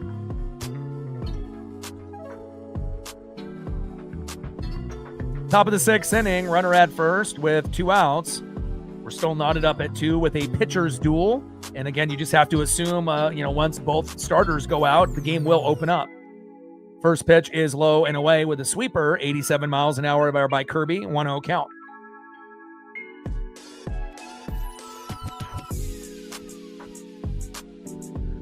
Yeah, I think if people are just looking at, the record alone, and looking at that only, they might think, oh God, this team is, not very good. Slow dribbler at third, Rivas throw to first, and that is out number 3. But when you actually go to the standings, which I do every day, and I look at not only the American League West, but I look at everything, National League, American League, I look at, win-loss record, I look at the plus-minus, to see if you actually have a plus-minus, and, the more that you have the plus, like plus 10, that means you've scored 10 more runs than the opponent, and obviously if you're in that green, and you have plus 50, plus 20, that typically means you're one of the better teams. And even if you have a below 500 record, it's possible to still be in the green. And you also want to look at home and road, night and day. There's a lot of factors that are involved. But, the American League this year, it fucking stinks. You got the Yankees, you got the Tampa Bay Rays, and then everyone else, for the majority, is at 500, a game or 2 below 500, or a game or 2 above 500. And like I said, you look at the National League, they have certain divisions like the Central where, for the most, good chunk of the season, they had all the teams, all 5 above 500. And then on top of the Dodgers and the Padres and then the Braves and then everyone in the fucking Central, with the Cubs and the Reds and the Pirates and the Cardinals and, all of that. So, again, it's a little shocking to see how different the National League compared to the American League is this year. But again, I do think it will even out as we get closer to the All-Star break and after the All-Star break.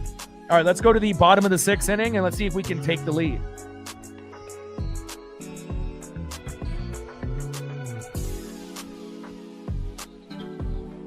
Next up for the Mariners, center fielder in the 3-hole. Coming into the game in the last 17 games, batting .370, Julio Rodriguez. Let's go, J-Rod. Batting second, 1 for 1 with a base on ball. First baseman, it's Nails, Josh Naylor. Hopefully that minor injury that he might have sustained sliding into second safe. Hopefully he's okay. And batting third, left fielder in the 5-hole, Randy Rosarena, who is our most consistent hitter so far in these first 36 games.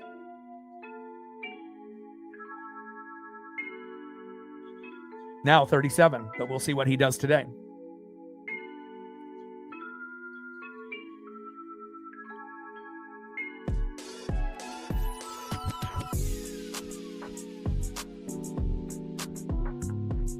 First pitch is down and away to Julio, 1-0 count. Gained 2 more subs since the last commercial break. Thank you so much.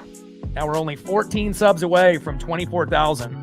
1-0 pitch, big swing and a miss, change up 84 miles an hour there by Elder. 1 ball and 1 strike to Julio Rodriguez. So let's look at pitch counts. So we got 80 pitches here for Elder. So depending on if we can work the count a little bit, maybe this will be the last inning for him, maybe 1 more. And then Kirby is right behind him at 78 pitches. So both guys are pretty even based off pitch count. 1-1 pitch, Julio pops it up, go out of play. And it's on the warning track and caught. Kind of a cheap out there for Julio. And that is 2 away.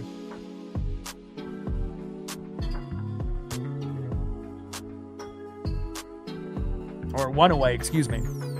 Next up is Josh Naylor. All right, so we got 1 out. Naylor is 1 for 1 with a stolen bag. And let's see if Naylor can get the job done. On deck is Randy Rosarena.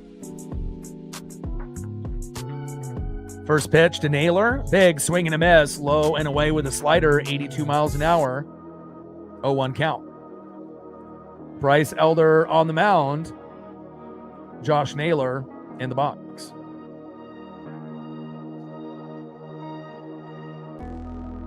Yeah, and again, even going back to last year in the first 69 games, even though we ended up, getting towards that 90 range in wins and we made it to the ALCS, we were 35 and 34. So we were only 1 game above 500 within 69 games. So, we still got quite a ways to go, but, things really ramp up for this team typically after the All-Star break. Once we get into those warmer weather months. And once the weather is warmer, those baseballs go a little bit farther and the play definitely increases. Not only for the Mariners, but usually for everyone. 0-2 pitch to Naylor and fouls it towards first base. Slider 83 miles an hour, out of play. No balls and 2 strikes from Elder to Naylor.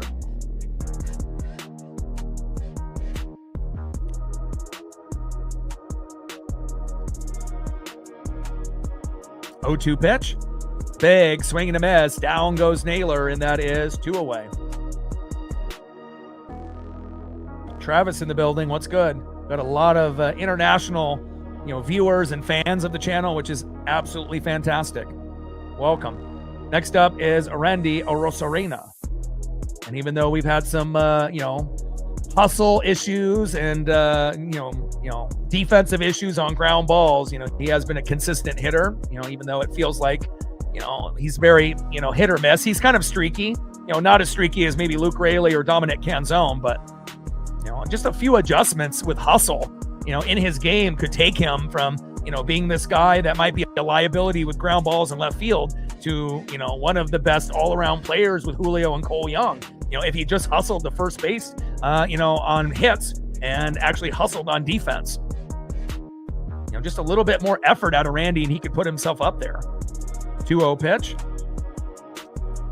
In there for a strike.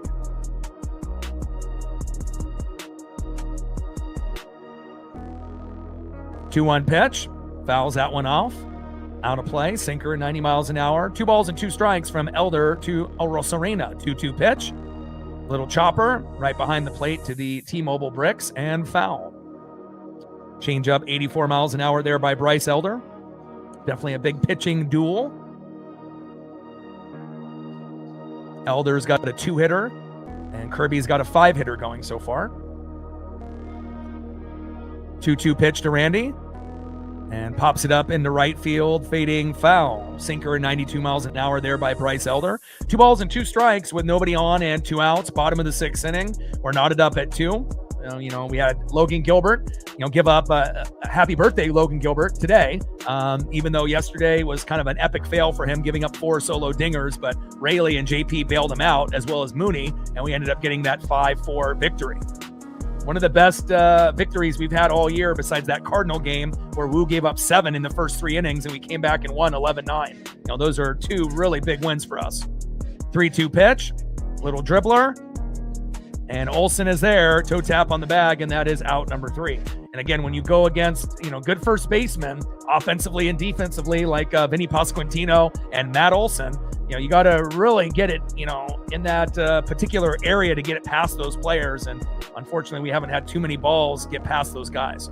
End of the 6th inning as Randy grounds out to first, and we're still knotted up at 2. But you have to assume now, once Elder and Kirby exit, we don't have our number 1, Matt Brash. We don't have our number 3, Gabe Spire. So it's really going to come down to, Edward Bizardo, Alex Hoppy, Jose Ferrer, and hopefully they can get the job done. Cooper Criswell, and there may be a few other of the newer additions that get a chance as well. All right, let's see who's up next here in the top of the 7th here for the Atlanta Braves.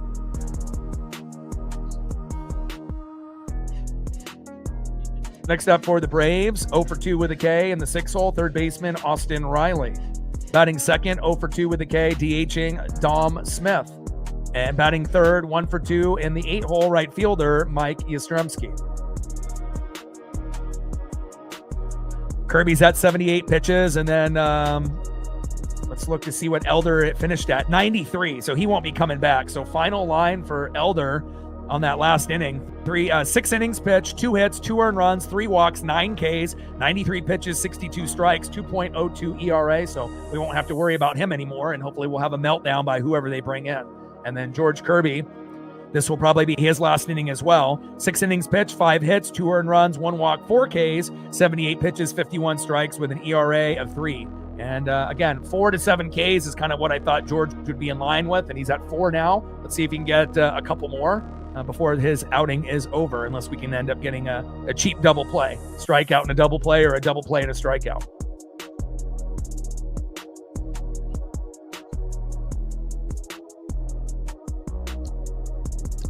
$14 subs to go to 24,000. Let's go. We're at 30 on the Dono train, 70 to go to hit our goal. And let's see where we're at on the likes. And it looks like we're at 131, 69 to 200.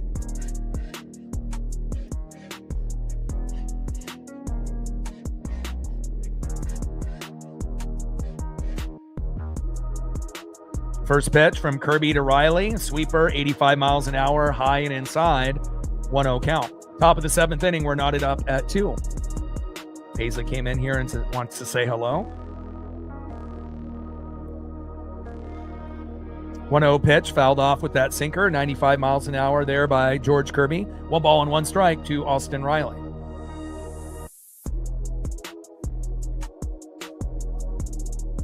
One pitch, low and at the knees. 2 balls and 1 strike from Kirby to Riley.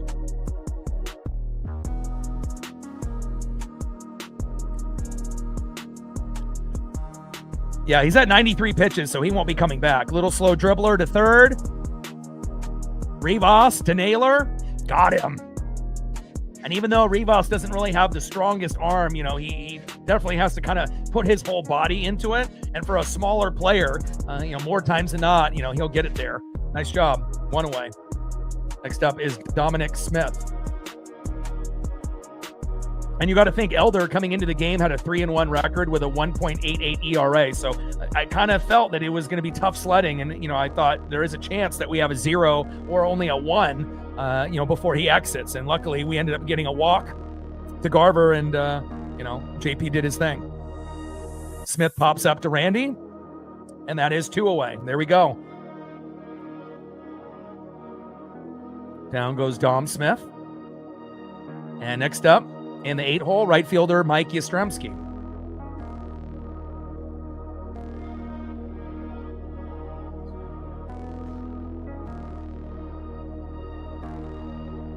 And obviously with the bullpen woes with injuries that we have, it's kind of nice that we can have Kirby go an extra inning and go 7 rather than 6. with no Brash or Spire available. And Brash is normally electric. Spire is usually hit or miss. More times than not, it's miss. So again, but we're still gonna miss. Having the opportunity of potentially bring him in, him in and helping us win. 0-1 pitch, fouled off towards first base, and foul by Yastrzemski. No balls and 2 strikes with nobody on and 2 outs. We have a pitcher's duel with Elder and Kirby. And again, it's going to come down to a 2.5 inning sprint, and whoever's bullpen is better, more than likely is going to win this game. 0-2 pitch, popped up behind the plate and foul to the T-Mobile Bricks. But again, the Braves haven't lost a series all year. And again, if we can find a way to win this game 3-2, 4-3, it would be huge. And then we got Brian Wu on the mound tomorrow, who has been bad his last 2 starts. But if he plays good with Cal behind the mound tomorrow, and we win today, how awesome would that be? 0-2 pitch, popped up and out of play, but we can't talk about sweep before we, get this one first. But, to get swept by the Royals, and then if we win today and potentially have a chance, to sweep the best team in baseball record-wise, again, it just shows you, how we're going to be going through these peaks and valleys where we're losing to a team that we had no business getting swept by, and then we're, competing, with a team that, a lot of people think that we have no chance with. And Yastrzemski strikes out looking. Nice job by George.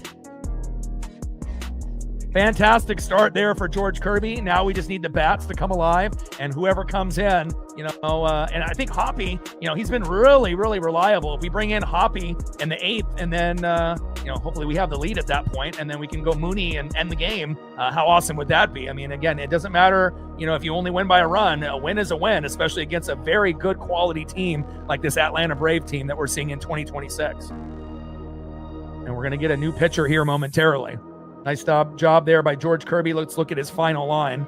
All right, 7 innings pitched, 5 hits, 2 earned runs, 1 walk, 5 Ks, 88 pitches, 59 strikes, and he's got his ERA below 3, 2.94. Not as good as Elder, but again, still a very solid day. Only really had 1 inning where he had a mini meltdown in the 4th, but it was not major. Giving up 2 runs is not a big deal. Gilbert and Castillo normally give up like 5 to 10. So, and then Wu has given up 6 or 7 his last 2. And again, Kirby and Hancock are by far our 2 best pitchers. But again, if Wu can get back on track, then we'll at least have 3 that we can trust rather than only 2 at the moment. All right, Lee is coming in.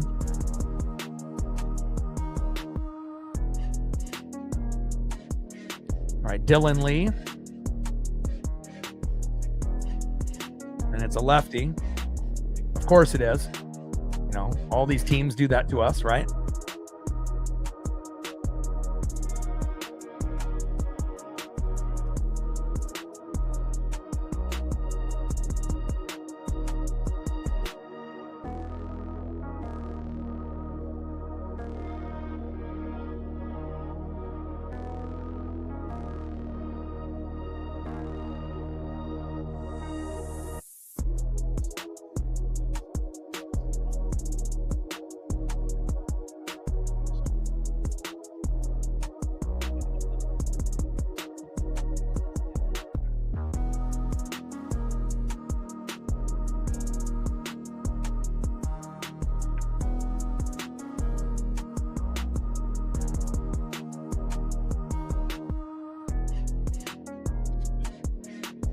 All right, Rob Refsnyder batting for Luke Raley here. First pitch, check swing to Refsnyder. Did he go around? Yeah, he did. 0-1 count. Let's go, Rob.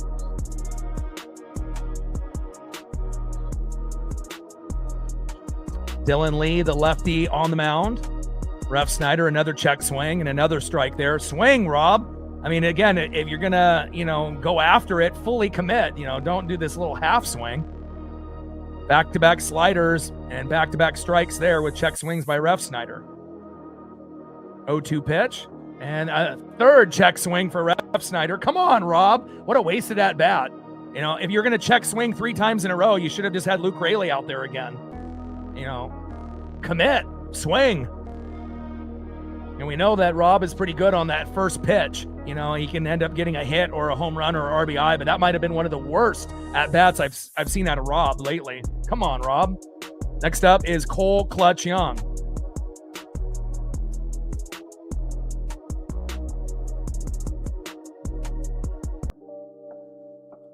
First pitch in there to Young for a strike. 0-1 count. Slider right down the middle, 81 miles an hour by Dylan Lee. 0-1 pitch by Lee. Big swing and a miss.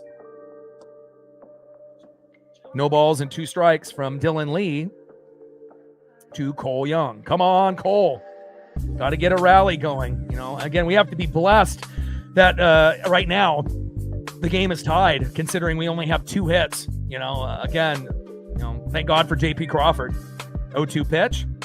Slow dribbler towards first base and foul. But, you know, again, once starters go out, and if they've been good, all it takes is one pitcher to have a mini meltdown, which we saw yesterday, or 2 pitchers that have mini meltdowns, and you can score 1 to 5 runs, you know, in a single, you know, half inning. So 0-2 pitch, high and inside.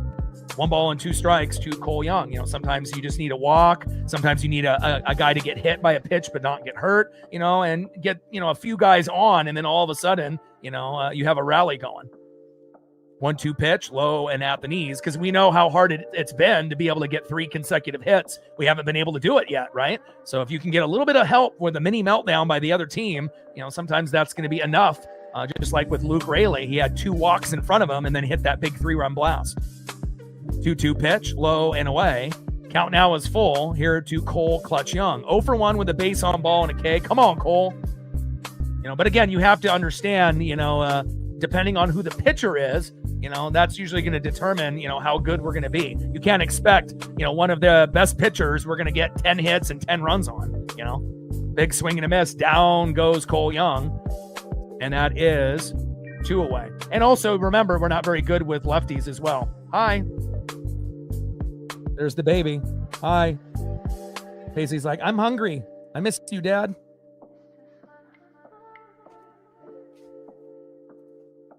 I'll get you food in a second, okay? Go out there. I'll get it soon, okay?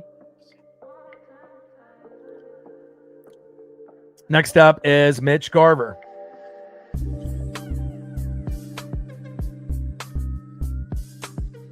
First pitch is low and away. 1-0 count. 1-0 pitch, low and away. Let's see if Garver can get a walk here.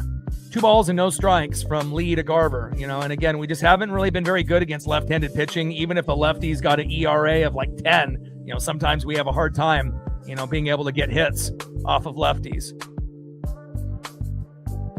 2-0 pitch, big swing and a miss there from Garv. 2 balls and 1 strike from Lee to Garver.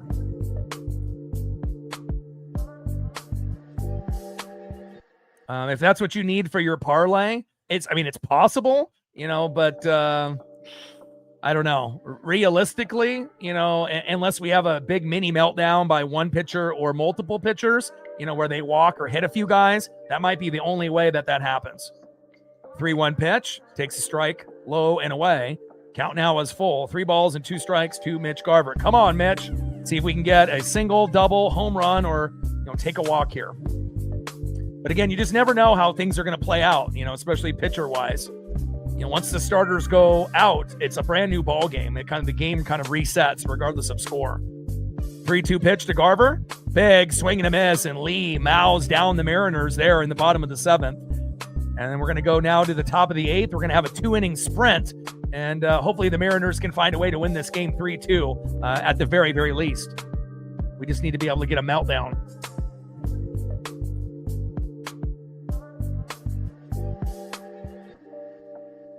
Next up for the Braves in the 9-hole, 0-for-2, shortstop Jorge Mateo.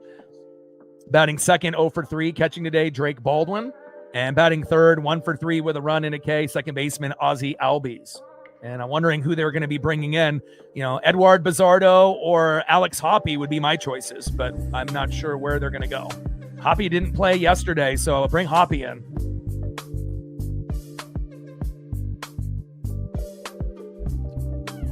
I got to get my dog some a snack here real quick. I'll be right back.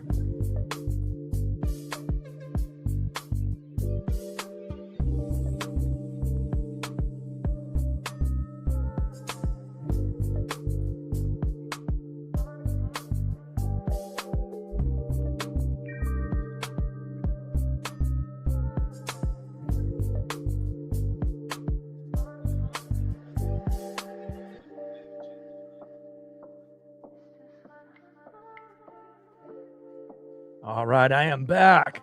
Got to take care of the pup, my number one priority in my life. All right, 14 subs away from 24,000. Let's go. We are approaching 6 million views on the channel, like I mentioned earlier. And let's see where we're at on the likes with almost 300 in the room. We're at 138.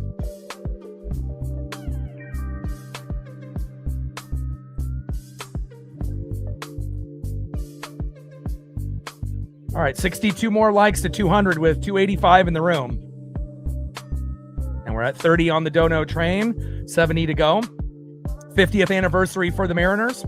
We know what happened with the Seahawks in their 50th year anniversary.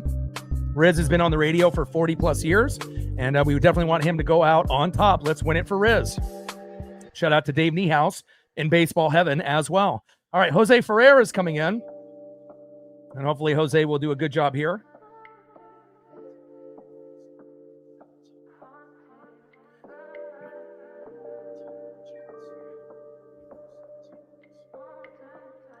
First pitch from Ferrer. Mateo fouls it behind the plate.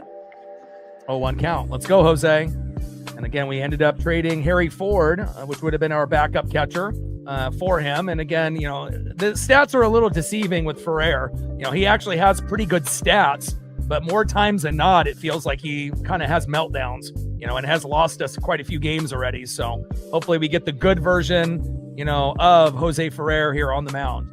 Stats can be deceiving at times. Pitch fouled off there by Mateo. No balls and 2 strikes from Ferrer to Mateo. 0-2 pitch from Ferrer. Low and at the knees.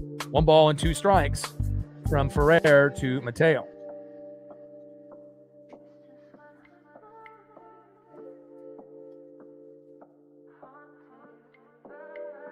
One-two pitch. There we go. That's strike 3 right down the middle. I love that. Nice job there by Jose Ferrer, which you normally only get 1 strikeout out of a single half inning from him typically. But way to bring the electricity, and nice job, Jose Ferrer. And again, you know, we don't have too many lefties in the pen, and you know, would love Cade Anderson to get called up and have him start in the pen, and eventually Cade will be our new number 5. You know, obviously after Luis Castillo ends up, you know, going away at some point. So. But obviously having Cade in the bullpen would be huge for us. He's been absolutely electric in the farm. First pitch from Ferrer to Baldwin. Fouls that one off into left field. Out of play. 0-1 count.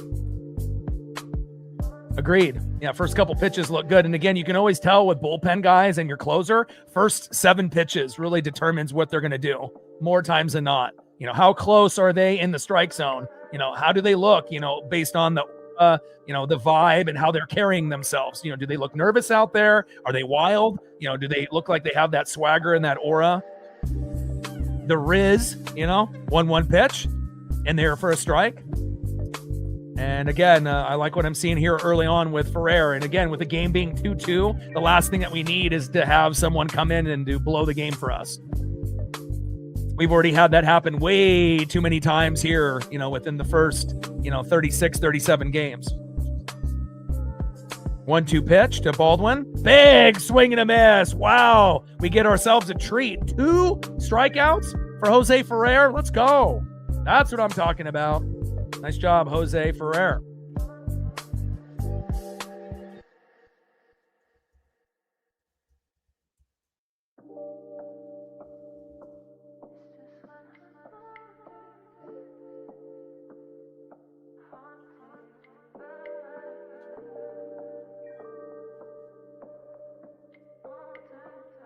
First pitch to Ozzie Albies. Ends up getting fouled back off Garver. 0-1 count.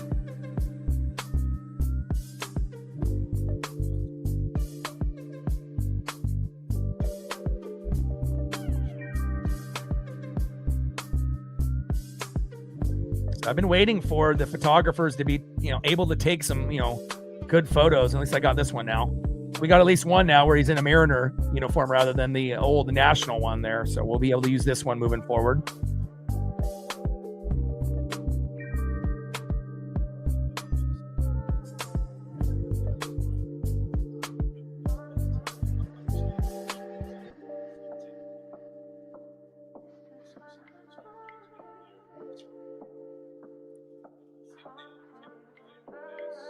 Popped up in foul territory, and Naylor making the catch right in front of the Mariner dugout. Wow. And that is the end of the Atlanta Braves. Great job by Jose Ferrer. And again, we're going to be very critical, of players, as well as bullpen and our closer, Andres Munoz. And his stats are kind of deceiving. The stats are really good for him. But again, how many games have we lost because of Jose Ferrer? Quite a few, with the combination of him and Andres Munoz kind of, shitting the bed, so to speak. But 2 punch outs and getting a cheap pop-up with Naylor, getting the job done. Nice fucking job, Jose Ferrer. That's exactly what we need with no Matt Brash and no Gabe Spire available on the injured list.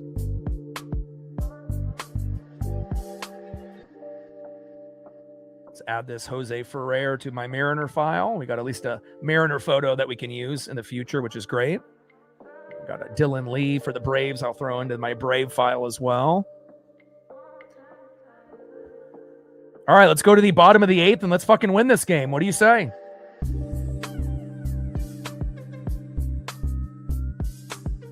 We're knotted up at 2. Let's see who's up next here for the Mariners. Next up, 0 for 2, third baseman Leo Rivas. Wouldn't hurt my feelings if you drop a bunt.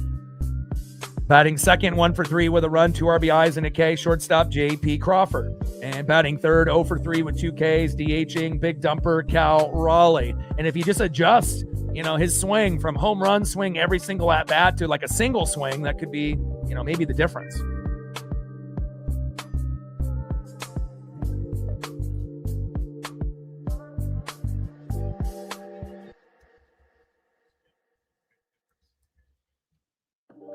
Robert Suarez is coming in for the Braves.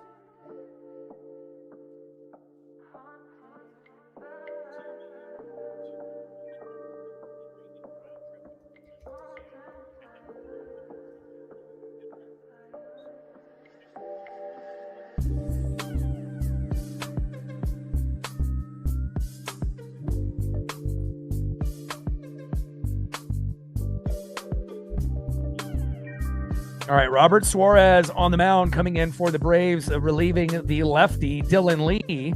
And hopefully Robert will have a meltdown and we can win the game right here.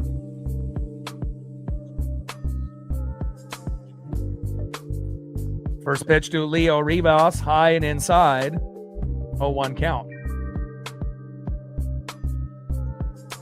Come on, Leo.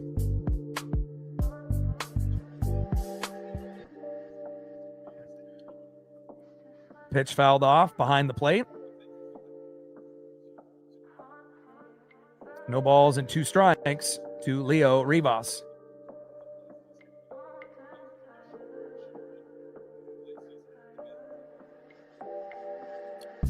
I wouldn't mind seeing Hoppy, get a chance to come in, depending on what happens. I mean, obviously, if we take the lead, we won't have to worry about that. If we can go up 3-2, might be able to end it in the top of the 9th.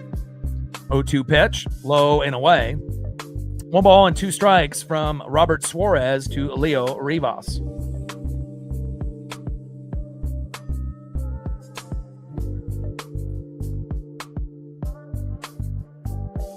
One-two pitch, low and away. There is a possibility that they can bring out, a pitcher for more than 1 inning. We've seen Dan Wilson do it a number of times, but I'm not sure, if they'll bring out Ferrer again, even though he did look great, in that last inning. 2-2 pitch. Whoa! Holy cow. Leo almost got hit in the jaw with that one. If he doesn't fall down backwards, he gets hit right in the face. Holy moly. Robert Suarez.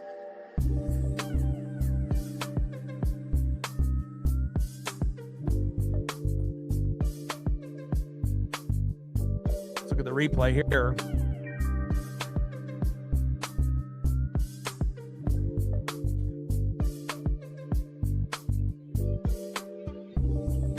Three-two pitch. Rivas pops it up to shallow left field, and that is 1 away. Again, once we get Brandon Donovan back, we're going to get a better hitter, a guy that normally is above 300, and a better defender, but, it is what it is. All right, J.P. Crawford, the hero yesterday, the hero today. Can he do a big play here again? Ice water in his veins. Let's go, J.P. Crawford. We know Colt Emerson is going to take your spot eventually, But so far, so good. JP filling in for Donovan while he's been injured as a leadoff hitter. First pitch to JP Crawford. See what they end up calling that. I believe it was a strike. I got a graphic up right now. Yep. Cutter, 96 miles an hour, 0-1 count. 0-1 pitch, fouled into third base, out of play with the check swing there by JP. No balls and 2 strikes from Robert Suarez to JP Crawford. Trident's up. Let's go, M's. Marine Bean in the building. What's good? How was bowling? 0-2 pitch, high and away. 1 ball and 2 strikes from Suarez to Crawford. You know, JP Crawford with a 2-run bomb like he had yesterday. And Kirby pitched great. Only had one minor mini meltdown in the 4th. And you know, the game is 2-2. I mean, it could go either way. 1-2 pitch, high and inside. 2 balls and 2 strikes to JP Crawford. You know, but again, the Braves haven't lost a series all year, and, you know, we have a chance to do something that no other team has done after getting swept by the Royals. This would be very sweet. 2-2 pitch, low and away. Count now is full. 3 balls and 2 strikes to JP Crawford. You know, and again, I didn't expect too much out of Cal in his first game DHing. But you never know. He could come up big here and be the hero. 3-2 pitch from Suarez. Big swing and a miss. Down goes JP on a knee, and that is 2 away.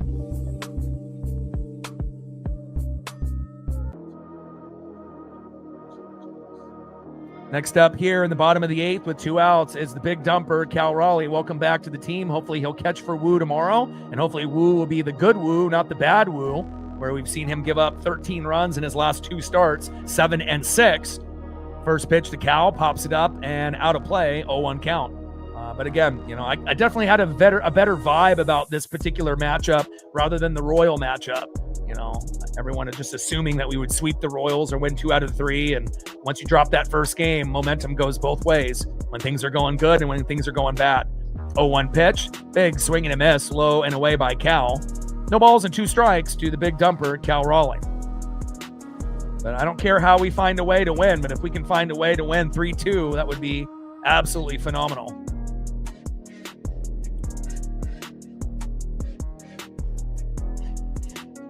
Oh-2 pitch, low and away. 1 ball and 2 strikes from Suarez to Raleigh. But also we went against a very good pitcher, you know, in Bryce Elder. 3-1 record, ERA of 1.88. So I figured we would only be getting, you know, 1, you know, run or none realistically, and for us to be at 2, and they have 2. I mean, we're at least in a position to potentially win.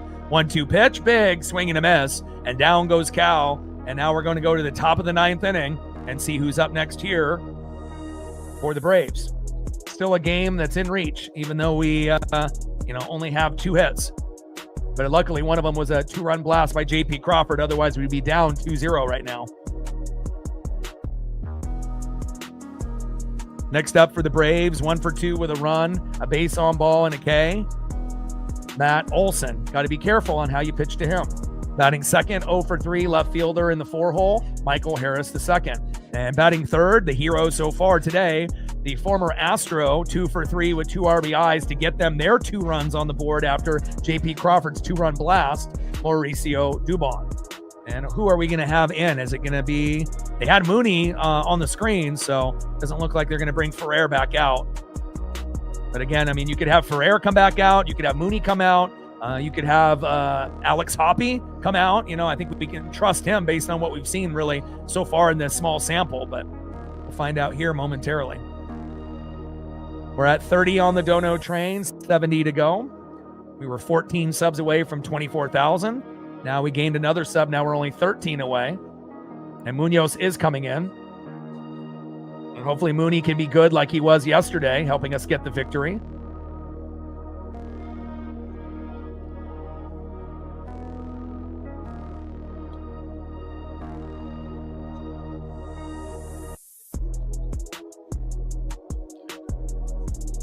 And we'll know how good Mooney is in the first 7 pitches. That will really determine, if we win this game or not. I mean, if he ends up being bad, they're going to go up 3-2, 4-2, and realistically, we'll probably lose. But if he can keep it at 2-2, there is a chance that we might be able to win it in the bottom of the 9th, or we can win it in extras in 10, 11, or 12. So but hopefully we get the good version of Mooney here tonight.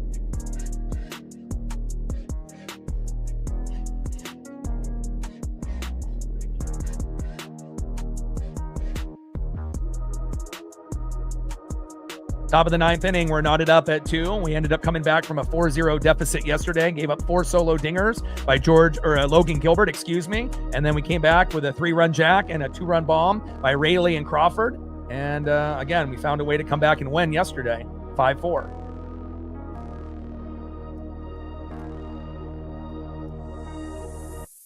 right, we're at 152 likes, 48 to 200. First pitch from Mooney in there to Matt Olson, low and at the knees, 1-0 count. Andres Munoz on the mound, Olson in the box. 1-0 pitch, low and at the knees. Not the greatest start here for Mooney in his first 2 pitches. 2 balls and no strikes to Matt Olson.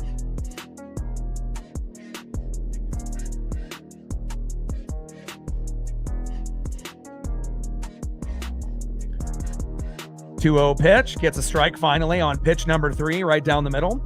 2 balls and 1 strike with nobody on and no outs. Top of the ninth inning. We're knotted up at 2, Braves and Mariners. 2-1 pitch, popped up. Deep center field, gone! And this is the bad Mooney. You can't pitch to Olson like that. And just like that, Matt Olson, solo dinger.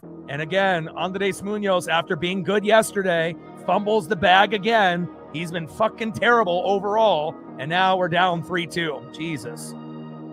You know, I wish Brash wasn't injured. And honestly, we should have went with Hoppy. You know, Munoz is not trustworthy. I mean, he's been good, 1 time out of every 10 attempts. You know, and again, yesterday was the 1 out of 10. And he's going back to his old ways, you know. And again, thinking his stuff is better than it is. And Olson making the Mariners pay, and now we're down 3-2. You know, he doesn't deserve to be the closer. I know he was our closer for quite some time, but, you know, give me Hoppy as closer until Brash can get healthy. You know, we have no Brash, we have no Spire. I mean, how many games are we going to fucking lose when we're tied or when we have a 1-run lead and he gives up a home run or a big RBI? I'm sick of it. 1-0 pitch. I mean, it's still possible that we can end up tying the game up in the bottom of the ninth and still winning 4-3. But, I mean, I think it's pretty fair to say that he's been terrible this year overall. He's only been good on a couple, you know, of his opportunities, and he's been bad. It feels like, 8, 9, 10 times, and good maybe once or twice. So 1-0 pitch, takes a strike looking down the middle. 1 ball and 1 strike to Michael Harris II.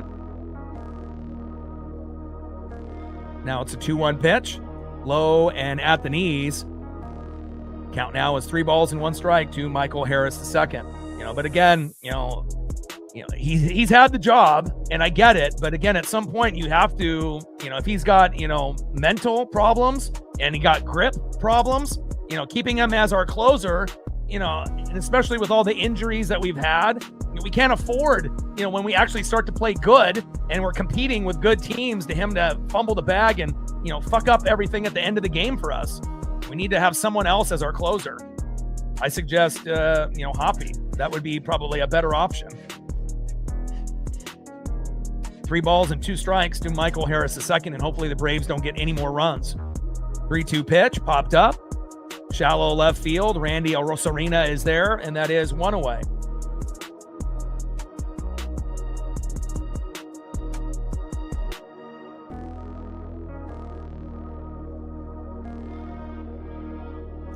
And Billow, not Portland, Beaverton. Come on, my boy. Top of the 9th inning, 3-2 Braves. Next up is Mauricio Dubon, who's one of the heroes today besides Matt Olson, who's homered yesterday and homered today.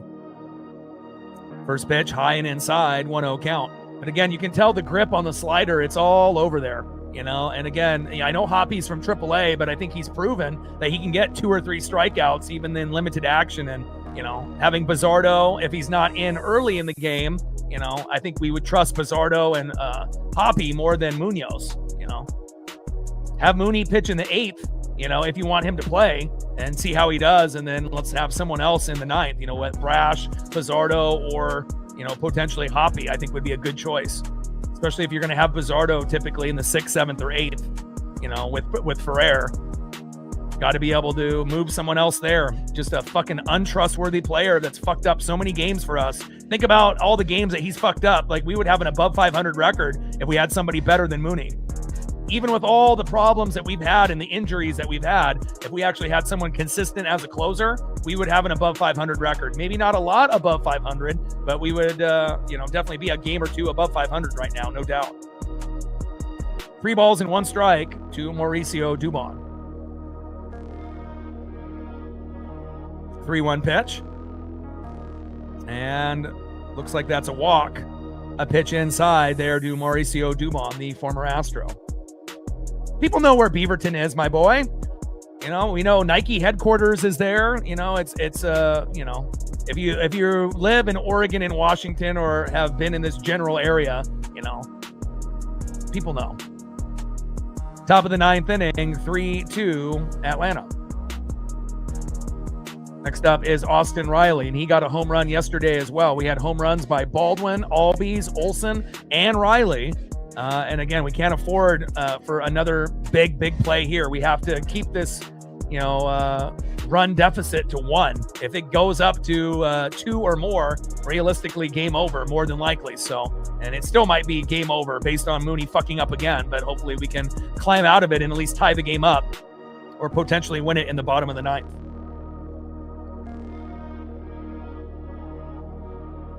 Well, for Mooney, I think it's mental and it's also physical with the grip. So, even my pup, look at my pup.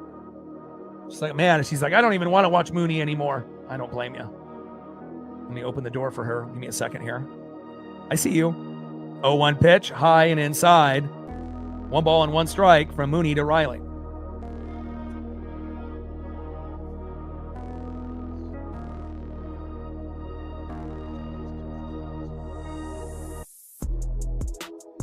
One pitch, and there for a strike.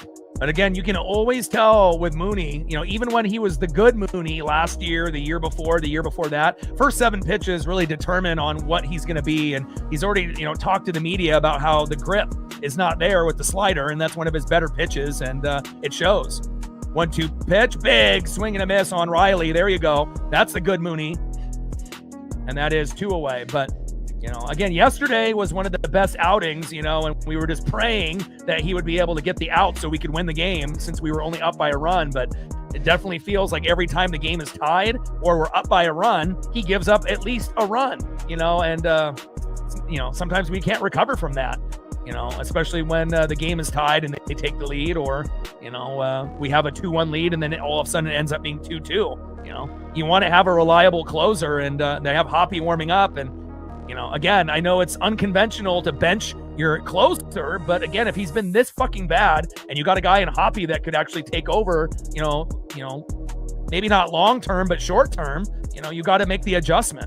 That's the difference between having a good manager that understands what's going on with your team and someone that is just going to try to let things happen and hope that he figures it out, But how many times are we going to have losses, on Mooney that you're going to make a change eventually? You got to have some awareness. 1-1 pitch to Dominic Smith. Check swing. Did he go? Yes, he did. Nice slider there. 1 ball and 2 strikes from Mooney to Smith.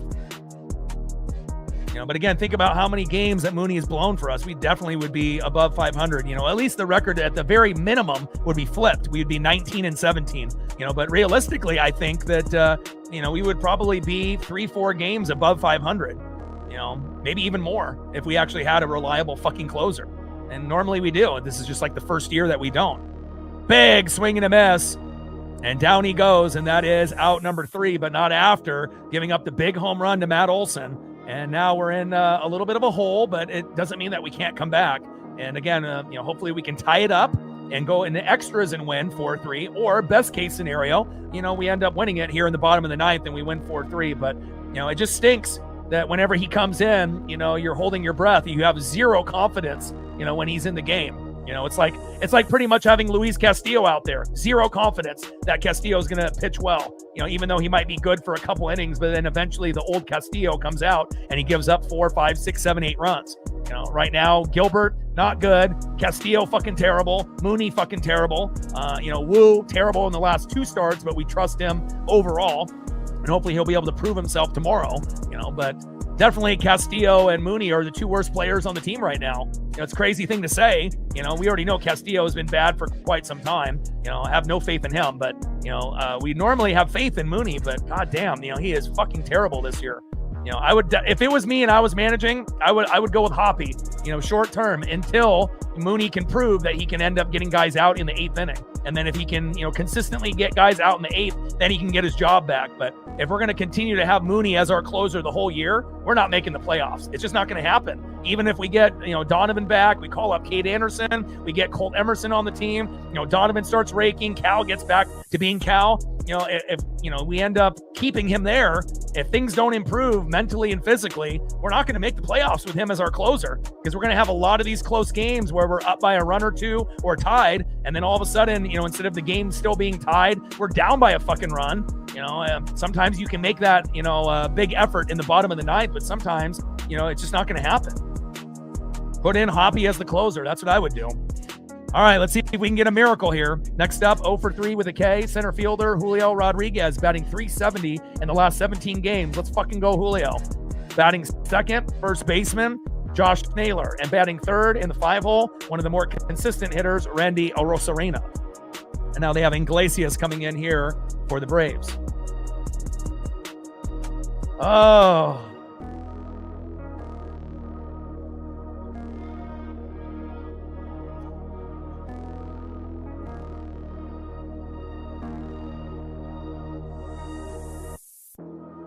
We just need a mini meltdown here, please.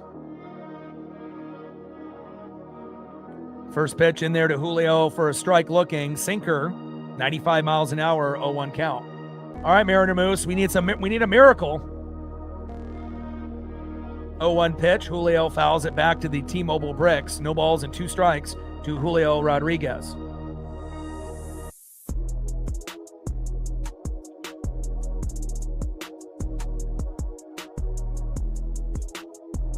.02 pitch, hard hit ball into right field and foul.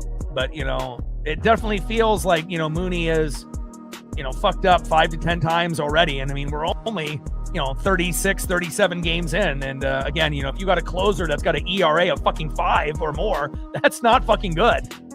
0-2 pitch, high and away. I mean, we've had moments where Mooney, has had an ERA of, just like 1, or a 1.5 or 2 or under 2 or a little over 2. But, he has been fucking terrible. 1-2 pitch, and it gets away from the catcher there, Baldwin. 2 balls and 2 strikes to Julio Rodriguez, and we just need a meltdown. We need a, hit by pitch, a walk, or back-to-back hits, which we haven't been able to do yet.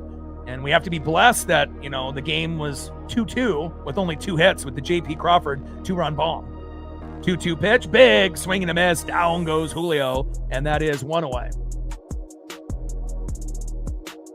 We need a miracle now. Damn you, Mooney. You're not reliable. Next up is Josh Naylor. On deck is Randy Arozarena. And again, a lot of the Mariner games are going to be close. It's not like we're going to be blowing out teams by 5 to 10 runs often. We're not the fucking Dodgers. So, especially when games are close and then your closer fucks it all up.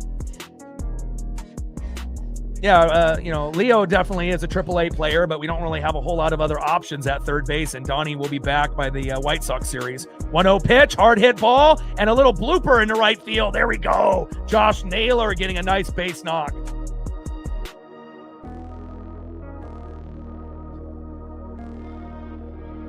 Nice job there by Josh. There we go. Tying run is on board.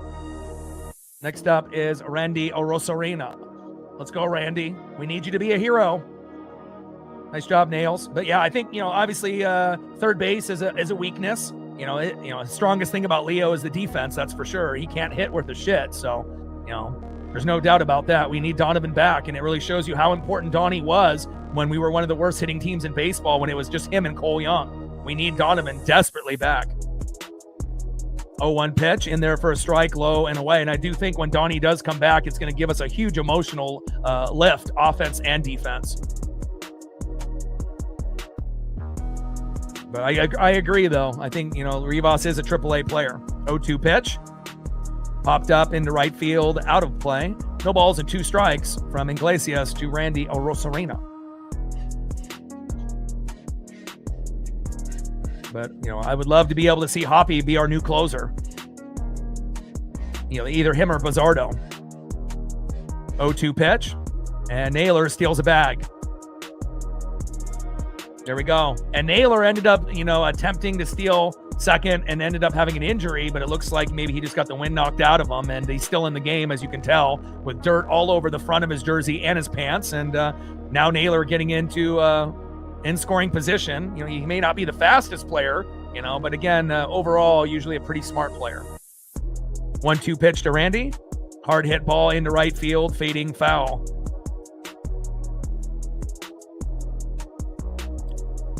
Yeah, but again, we've been going against pretty good pitching today too, so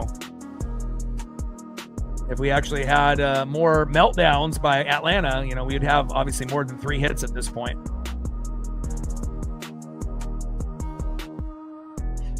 Good take there by Randy. 2 balls and 2 strikes to Randy Arozarena. Pitches low and away with that changeup, 89 miles an hour by Iglesias. 2-2 pitch. Just got a piece. Randy is extremely lucky that wasn't strike 3. Just got a little piece of that on the tip of the bat there. I mean, we're talking just barely. 2 balls and 2 strikes with a runner at second. Naylor with 1 out, down by a run. Come on, Mariners, Trident's up. 2-2 pitch. Big swing and a miss there by Randy. What was he thinking there? And that is 2 away.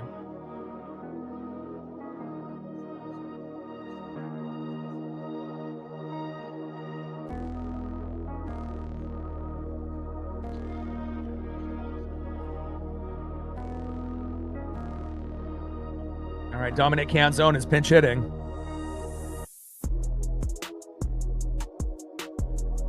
Come on, Dom. First pitch, big swing and a miss on a changeup, 89 miles an hour to Dominic Canzone. 0-1 count. Come on, Dom. We need that Soto mojo, that Mariner magic. Big home run would be great, winning 4-3. 0-1 pitch, low and at the knees. But even, an RBI single would be fantastic, and we win the game in, 10, 11, or 12. Obviously, winning here in the bottom of the 9th would be ideal, but, based on how things have gone, we'll take a win any way we can get it at this point. 1-1 pitch, little dribbler, and that's it. And that's going to be ball game. Throw to first, and that is out number 3.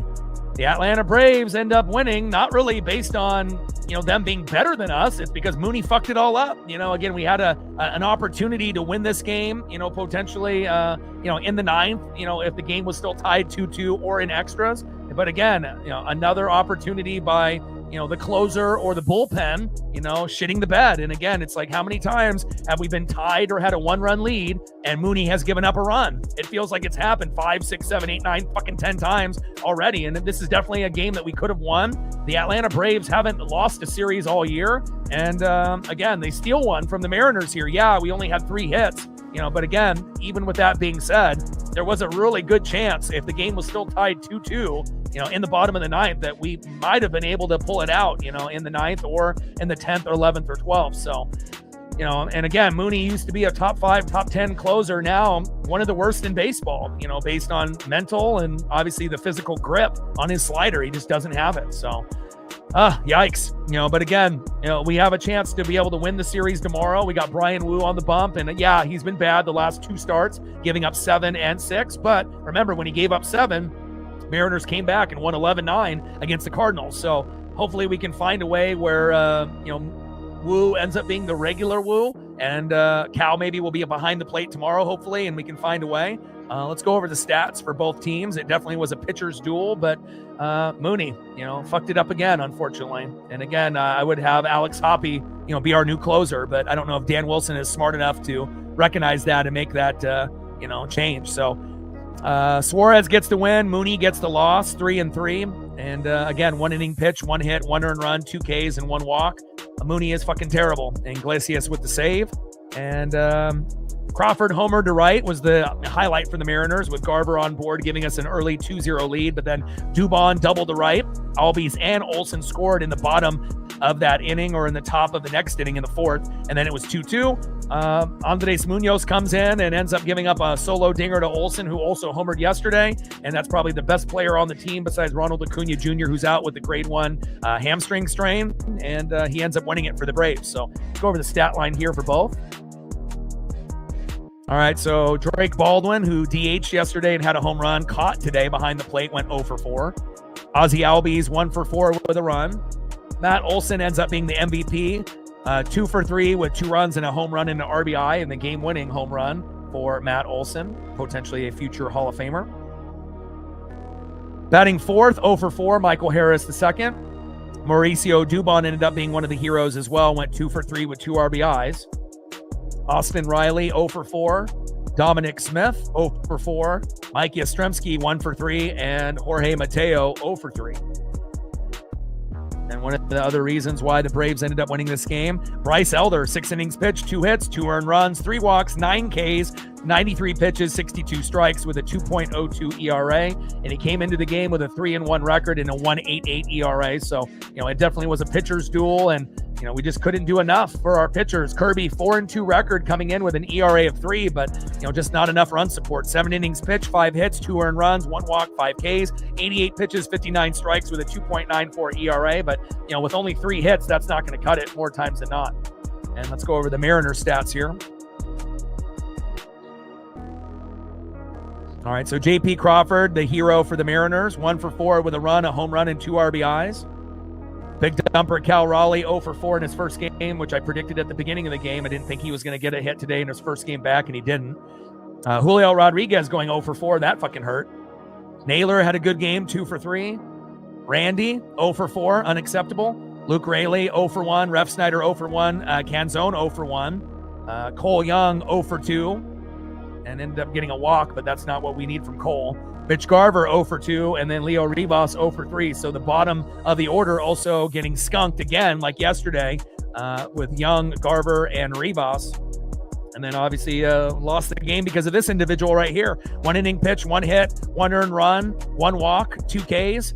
And now his ERA has exploded to 6. Like, how long are we going to go with a guy that's got an ERA of fucking 6 as our closer and think that we're going to be able to win games that are tied or when we have a 1-run lead? You got to bench him. And if you're not smart enough to bench him, you got to have him pitch in the 8th, and then have, Hoppy go in the 9th or Bizardo. But I don't know if Dan Wilson, is smart enough to make that happen. But with all that being said, we did come back from a 4-0 deficit yesterday and won 5-4. So we will have a chance with Woo if he pitches well tomorrow. And hopefully we can get the job done and win the series against the Braves. I'm still confident that we can win tomorrow. So I know Woo has given up 7 runs and 6 runs in his last 2 starts, but we have to pray and hope we get the good version of Brian Woo. Final score, Atlanta Braves 3, Seattle Mariners 2. Another failed opportunity by Andres Munoz, which sucks. But again, we still have a chance to be able to win the series tomorrow. And again, I love you guys and I appreciate you guys. Shout out to all the people that liked, subbed, donated, commented, and shared. Yekno with a 20, Vapor with a 10, 30 on the Dono train. Just a few more subs away from hitting 24,000. Let's take a quick peek to see where we're at now. And we gained a few more subs. Now we only need 3 more subs have been acquired. Shout out to you. So now we only need 10 to get to 24,000, and there's a good chance that we'll get those 10 tomorrow afternoon. Tomorrow's game will be at 1:10 Pacific, so come through and hang out, and let's take a quick look to see where we're at on the likes here before we end the stream. See where we kind of got to. And we hit 169. See if we can get to 175 here.